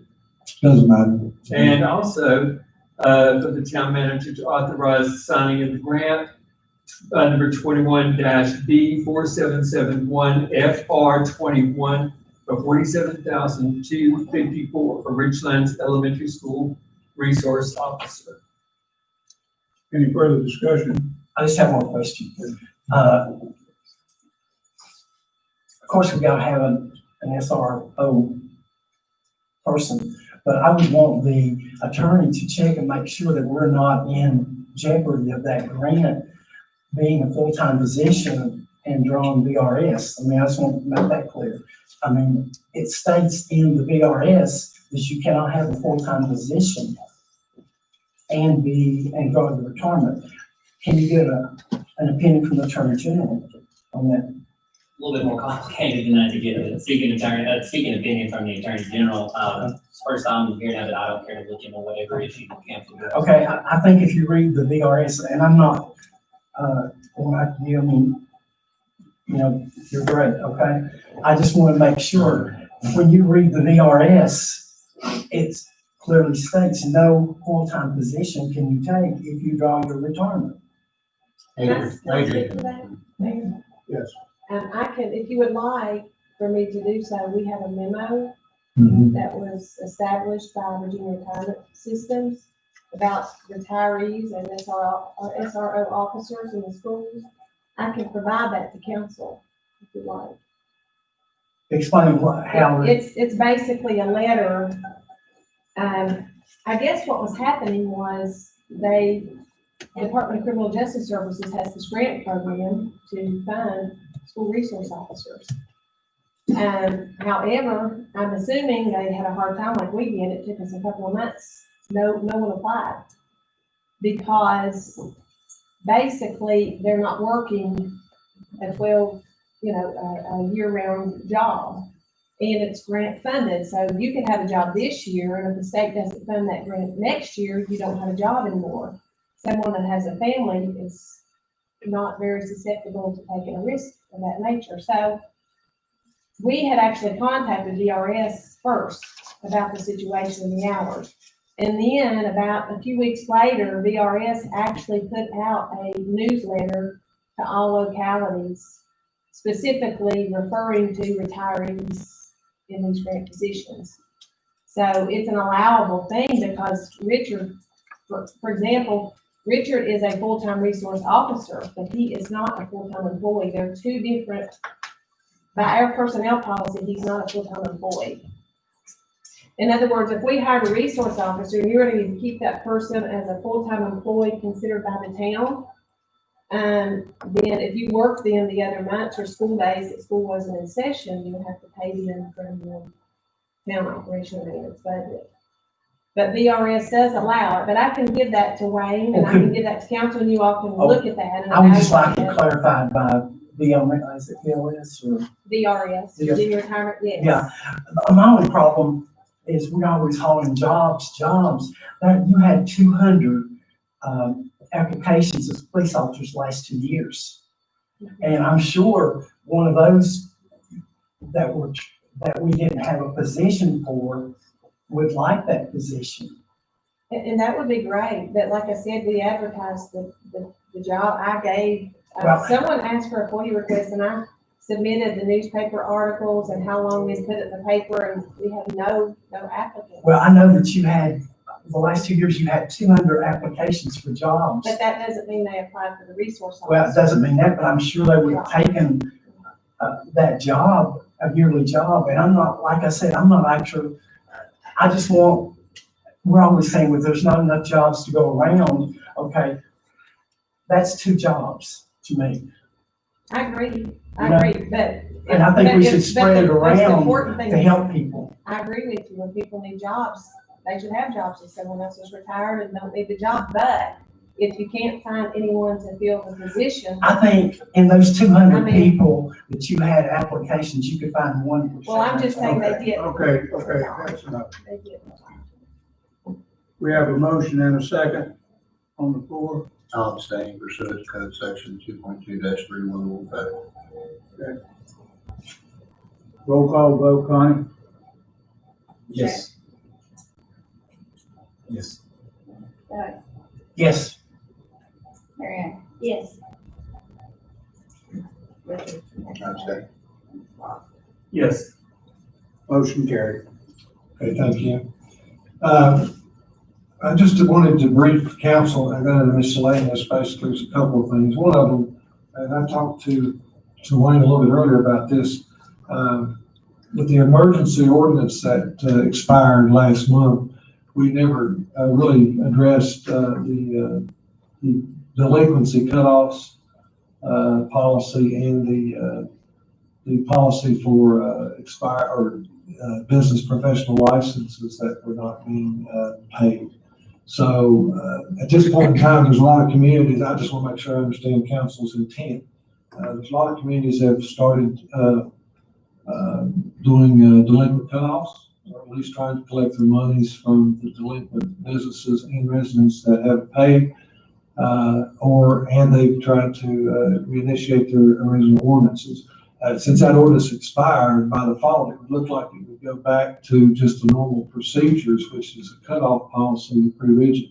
I just want to make sure council wants to think about that tonight, give me some direction, if you want a continuance of that particular policy, or do you want to go back to the default, which is our normal cutoff policy?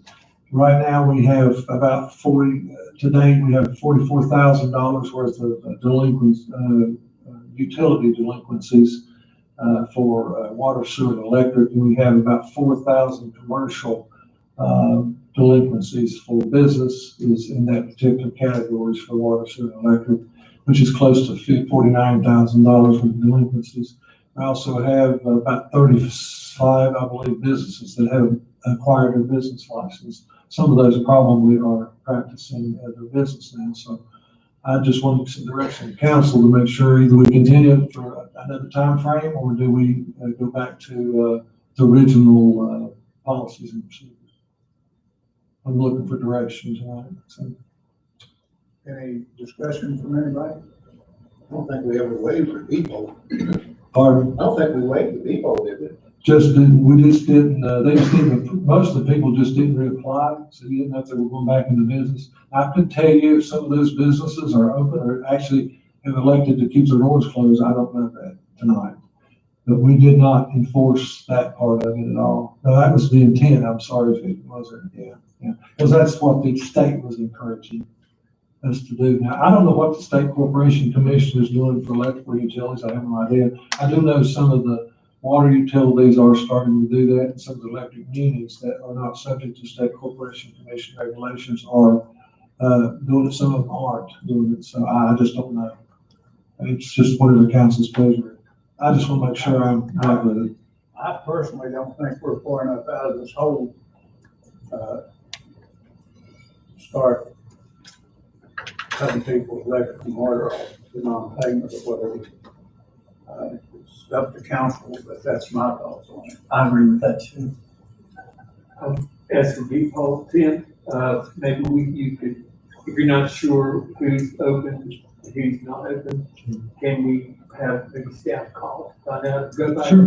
Sure. Well, I can get you a listing of that by next council meeting. If you want to extend it to 30 days, I can do that. Sure. Courtesy and circumstance. Okay, give you a little bit more data to base your things on. And we will try to encourage people to pay. We did do that. We talked to a lot of them about when they didn't become delinquent about trying to pay something or sign some papers that would obligate you to some type of payment plan. And we'll try to do that a little bit more too if we do. So, if that's what the council wants to do. Question on personal utilities, are we waiving late fees? That's part of it, waive the late fees and the penalties. So basically, you would be subject to whatever your bill was current without penalties right now. But if you waited 30 days, then if you didn't change the ordinance, then you'd be subject to disconnect or making arrangements, and then penalties and interest on that going forward. So that's the normal policy. I'd like for us to extend it another 30 days. And, we just, I guess you guys are aware we went over 30 cases of virus in Atv County today. So, I mean, it's building on up there pretty quickly to what it was. I don't think we're anywhere near finished with this thing. So, why don't we set aside for another 30 till the next motion? Yeah, I would probably need that. Is that correct, Wayne, to the motion? So I entertain a motion to that effect. I make a motion that we continue Relief, COVID relief fund for those. for at least another 30 days. I'll second. We have a motion and a second. Any discussion? Okay, Connie? Jeff, Yes. Doug, Yes. Mary Ann, Yes. Richard, Yes. Ross. Yes. Okay, thank you. Under miscellaneous two, under our, Rick Chitwood was here last month to discuss our status of the water treatment plant, engineering, work. The part that particular preliminary engineering report did was covered under a retainer agreement that we have with Thompson Litton. The actual final design does not, cannot be procured under that particular method of engineering. So, the amount of services exceed the amount that's allowable for that. So the program and procurement law requires us to solicit for statements of qualifications for the final design of the water treatment plant improvements. So tonight, based on the schedule you received last month, we were supposed to try to get that procured, but started in mid-July, which is now. So I would like authorization in the form of an agreed motion for the authorization for me to solicit for input on a statement of qualification for final design of the water treatment plant, if you could, please. So moved. I will second that motion. Have a motion and a second. And I'm not going to try to go through all I'm that. sorry. To authorize Tim to go on with the procurement procedure. Any You discussion? remember all that, you're going to Any discussion? Roll call vote, Connie? Jeff, Yes. Doug, Yes. Mary Ann, Yes. Richard, Yes. Ross. Yes. Motion carries. Thank you. Just to give you a briefing on, and then we'll try to give supplemental support documents on these things, just to brief council of some of the journeys ahead for the projects that we have in the queue for the fiscal year. We have a Department of Housing and Community Development grant that we started back last November. That was for initially $3,000, and with the award of actually being up to $35,000 for a planning grant to look at the downtown revitalization business district assistance program. That got kind of skewed and delayed because of the COVID, not being able to have any public meetings. So that's basically been extended. So the deadlines on that have been extended on out till we can get back on track with that. That's something council wants to continue to do. The IDA, I've just mentioned the project for the professional building rehabilitation and housing program grant, which would cover Richlands professional building and also two other buildings. I'll give you an update on that. That was a $30,000 planning grant for the Housing Authority. The housing study for $10,000 has been completed. I will get that on our website and also provide it for council's review and use by anybody else that would like to use it either for that particular part of it. It's a very in-depth, very comprehensive study. It looks well done, and I was very pleased with what it looked like. We'll get that posted.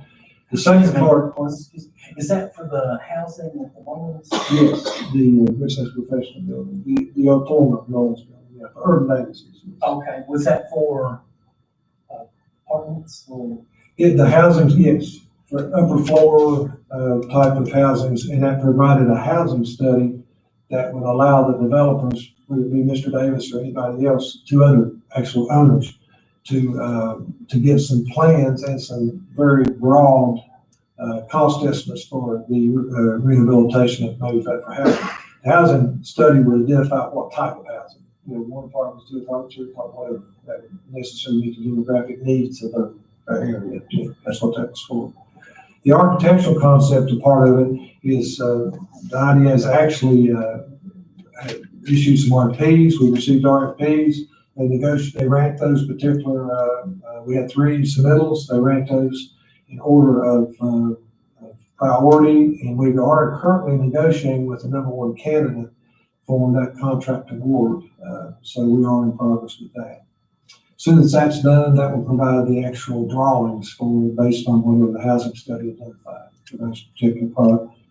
It's really been difficult to get this moving because we can't have public meetings to talk to the other particular people that might want to be part of the program.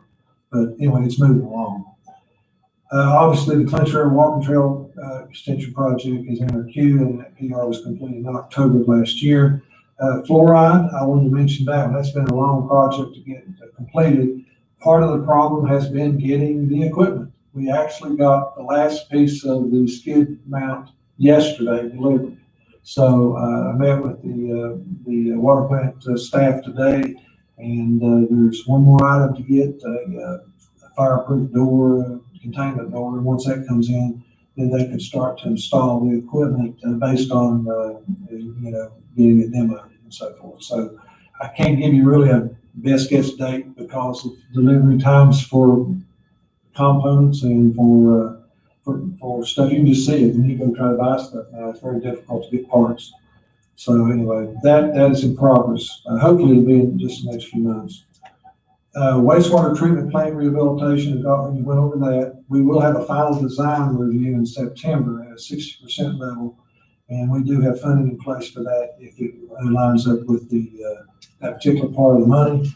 The contractor pre-qualification process is scheduled to begin in January of 2021.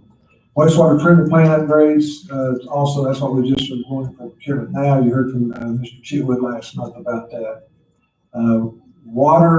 Wastewater rate analysis is another thing that has to be identified and reviewed by council. That was completed at the very end of May, and I have that available for us to start looking at. I haven't reviewed it very much myself, but staff will look at it real quick and try to schedule a time for full council to review that particular report.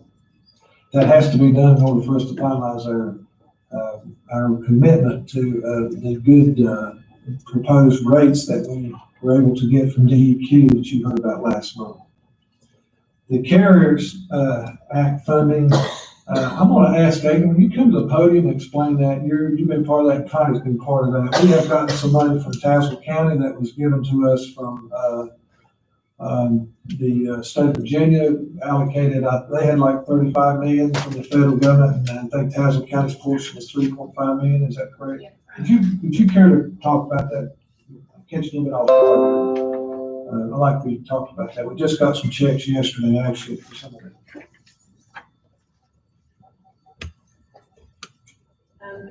Tazewell County received $3.5 million from the CARES Act funding. The federal government passed down funding to the state, and then the state to the county. And then the county dispersed that $3.5 million to the towns that are located in the county. And the way they dispersed the funding to the towns was based on the population of the towns. So they took the total population of the county and the towns, and a percentage stayed with the county and so much to the towns. So the town of Richlands received 13% of that total funding. And the way that they have allocated the funds based on the decision of the Board of Supervisors and the guidelines of the CARES Act. And this, I guess everybody knows what the CARES Act is. It's funding for the COVID-19. And we've already received 4 checks, and it was very fast. So last week we received 2 checks. One was for $13,000, and that's to reimburse the town for any PPE that they purchased previously. So once COVID started, any purchases that we've had to make for hand sanitizer or gloves or masks or any type of preventative equipment or materials, that's to reimburse the town's departments for those costs. And then there was $19,500 check, and that's for preparedness. So that's to buy PPE and materials going forward. If you didn't expend $13,000 in previous purchases, we can pass that to the preparedness funds and use that for preparedness. And then this week, we received 3 additional checks, one in the amount of $23,000, which the Board of Supervisors had voted that dollar amount be used to help the restaurants in town, the struggling restaurants. And then $16,000 is to help retail stores, retail businesses in town for pressure limits. And $13,000 to help non-specific businesses. And the examples they gave were like nail salons, beauty shops, barber shops, any business that is not specific to retail and restaurants that may struggle through the pandemic. We don't have specific guidelines right now of how the monies are gonna be dispersed from the town. And I think there's a committee that is formed to help come up with those guidelines. In other words, how are you gonna disperse, what restaurants are gonna get the money and how much? What retail is gonna get the money and how much? So right now, going through the guidelines, it's a thick booklet of guidelines that we have from the state, and then also determining at this level how that's gonna be dispersed will be the next step. The monies have to be expended by December 31st of this year, this calendar year. And the auditors have provided directive to the localities on actually procedures and how this has to be done. So it's going to be guarded pretty thoroughly. Like you say, that the program is specifically long and hard to read through, but the committee that they have established, that the county's established, is on how that. Connie's going to represent the town as well as Ada and myself. We're trying to look at most of that, but it's got to be mostly in the community development part of the department because she's well aware of being dealing with it. But I want you to talk about the money, so I thank you. Any questions for anyone on that? Do these businesses have to apply for that, or how does that work as far as qualification? There is an application in the guidelines. Like I said, we just received these checks this week. Oh, okay. Yes. For the retail and the restaurants and the non-specific businesses. So there are some guidelines that we still need to review. I've looked at it a little bit and I just sent it to Connie. She probably hasn't even had a chance to look at it. I think there was an application included in that, but there's gonna be a committee that's gonna decide. Well, the way I read it, I kind of went through it yesterday and today. We have to make our own application. Once we get that done, then we can send it out to the businesses and they can apply. And then there's another committee form for just the town of Richlands. This is the way I understand it. And once we form that committee, then we can take all the applications and everybody on that committee decide which businesses will get the money or what portion of it. Okay. But we will have to report back to the county as well. Yes. So we will be responsible to the county, and the county is responsible to the state to make sure that these funds are expended in Exactly. Proper a proper manner. Thank you.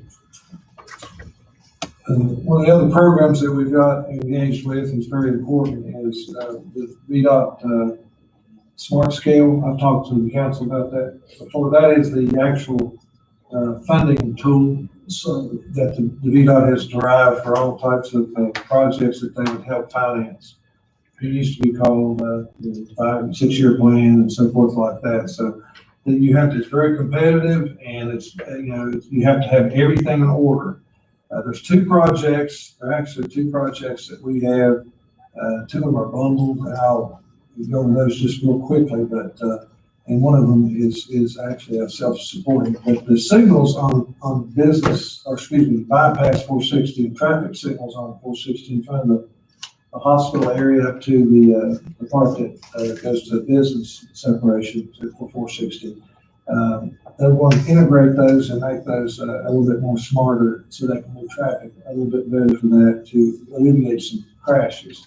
A lot of this was done through a STARS program, comprehensive study that the town participated with VDOT in a couple of years ago.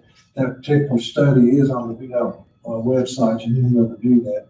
Those two items in front on the 4 lane were identified in that based on crash reports. And there's also a rampway that's going into Clear Valley Medical Center that's going to integrate. Actually, it's going to be changed a little bit to enhance more of some storage on that, and they keep from a left-hand turn. And we don't maintain those highways anyway; they're maintained by VDOT. But certainly, the VDOT respects the town's opinion and going forward with this. Also, the other piece would be to correct the intersection at the Huddle House. In other words, that particular intersection is not built to state standards to begin with, and it causes a lot of, actually there's less crashes than you might expect because everybody's used to it. But that particular intersection needs to be, designed a little different. Those are the three items that were identified in our comprehensive plan that has to be a requirement, in order to qualify to even be, eligible for smart scale funding. So those three items were identified in the comprehensive plan. So we have to have those, completed by, I think they extended that from, the first part of August to the middle of August. So we're working diligently with VDOT to get that particular part in the queue. It may get funded, it may not get funded, but that's part of it. There are about 8 or 9 particular projects in that study that are of interest to council on a comprehensive plan. The planning commission will be reviewing those too and making the type of recommendations back to council, and council can be made aware of those as we go forward. But they have to be integrated into the comprehensive plan to even be considered for funding. And we'll bring you up to date on that. We also applied for the state of good repair. The Front Street Bridge is actually in the queue, the one that is located at Appalachian One Stop. At one time, they thought they were going to try to have to actually make it a one-lane bridge with a pedestrian sidewalk or no sidewalk. We've discussed that with them many times, but my last discussion with them, we didn't make it with council at that because we were hoping they could find some money to fully fund it. And we're still working on that. So we hope that that will be fully funded based on a sidewalk and a double lane road like you see it today for rehabilitation. That is supposedly to be started pretty soon. I can't give you an exact date until they decide if it's funds or not. The Allegheny Bridge rehabilitation going in the Brooklyn area, though, has a scheduled construction start date somewhere around March of next year. They will probably advertise for that in late year, probably November or December. And we discussed that at previous council based on emergency routes that have been dedicated to that. The Second Street Bridge is in the queue, but it has not been funded yet, and that's another rehabilitation project next to Hardee's. We do have also a good repair application in to pave the street from the intersection of the railroad tracks on 2nd Street, going west down to where the Hull House is. That is one road that qualified based on our computer program that identifies the wear and tear and eligibility for street pavement. So hopefully that one might get funded. It's been in the queue for a while, and as people continue to move up, we might be able to get that funded hopefully in the future. We have been awarded a letter grant that's completed the letter grant in June for next year's application. We did get a grant award for $4,500 also in June. The CPROP grant, we plan on that's in the queue to start for bids just as soon as we can finalize the documents for that particular project. And 2 more things I'd like to mention, and we'll give you support documentation for these 2 IT projects. The Code of Enforcement hosting online, which we can get our codification online. We're working with that to get that updated and ready to move out, hopefully for that part. And online bill pay, I was talking to Frank about that today. You've got a meeting or a conference call this week, and maybe 2 weeks to 3 weeks, we might have that ready to go live, you think? I don't think it'll be very long. We'll take it very long. Okay. And that'll make us so you can pay online your utility bills. That gives you an overview of the projects that we're looking at doing on a broad perspective for various people. And that doesn't talk about the day-to-day, but that's the bigger part that the council will be looking at as we go forward this fiscal year. We'll also try to tie that into maybe the financial state of the town next month and get that tied to what we're doing. So that's all I have in my report. That's basic questions. Mr. Mayor, if you would entertain. Mr. Mayor, if you would entertain a motion to go into closed session pursuant to Virginia Code 2.23711A7 to discuss pending litigation regarding any and potential debt collection litigation specifically. Additionally, pursuant to 2.23711A8 to discuss a specific legal matter, specifically regarding compliance with a resolution concerning public comment on agenda and non-agenda items for the town council meetings. Additionally, and also pursuant to Virginia Code 2.23711 A8 to discuss statutory compliance with Virginia Code Section 56-484.16.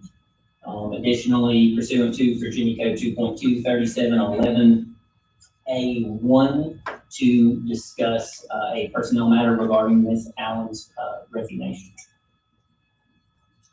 Anybody want to make that motion without repeating it off? So moved. Thank you. Do I have a second? I'll second. Have a motion and a second. Any further discussion? Roll call vote, Connie? Dave, Yes. Doug, Yes. Mary Ann, Yes. Richard, Yes. Rob. Yes. Yes. Yes.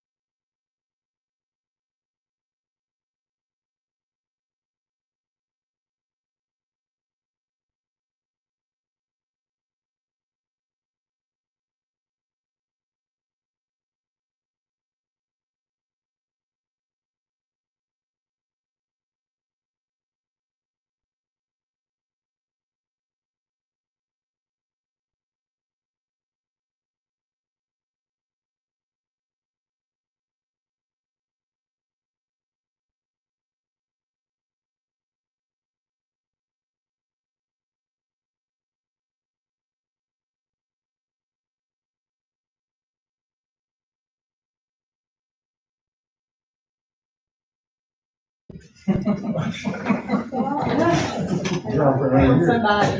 No, she's on for me. Right, the teacher. Well, the teacher, Ron knows. Kept it in the family. I don't like Brittany. Mary Ann, did you need Yeah, I did, yes. I think she's probably saying. James did, anyway, yeah.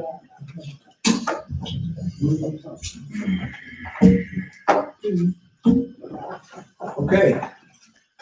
I need a motion that council members reconvene in open session and accept the certificate of executive session certifying that the matters discussed while in executive session were those both lawfully exempted from the open meeting requirement and identified in the motion by which the closed session was convened.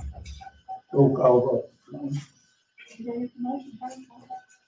Yeah, thank you. And if I could briefly interject, as part of that motion, if we could certify that Councilman Brown did abstain and exclude himself from the closed session when the prohibited items came up.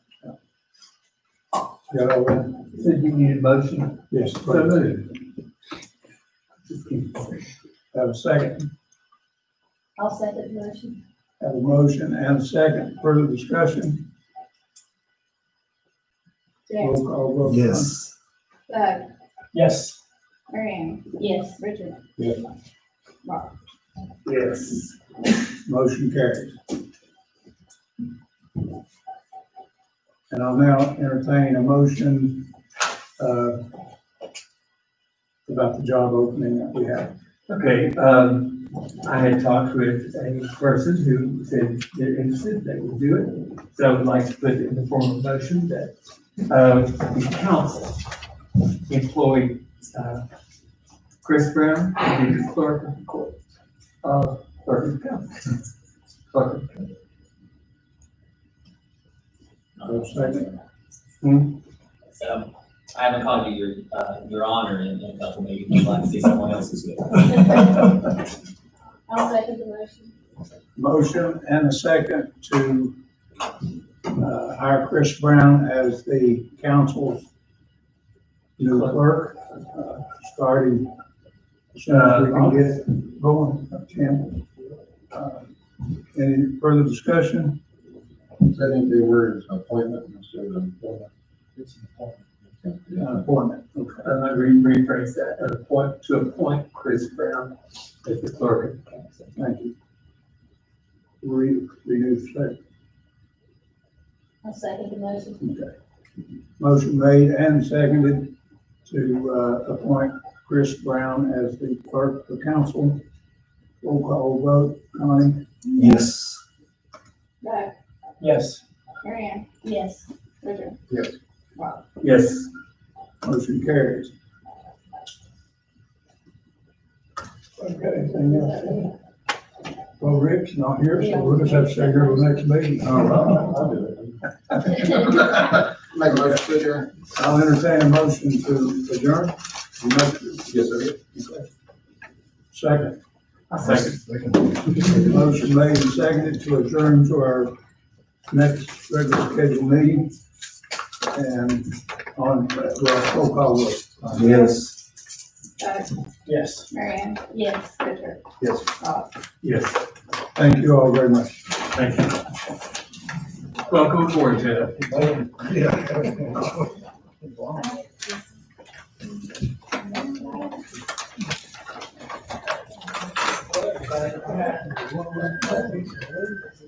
Jim's got all kind of liars, 2:30.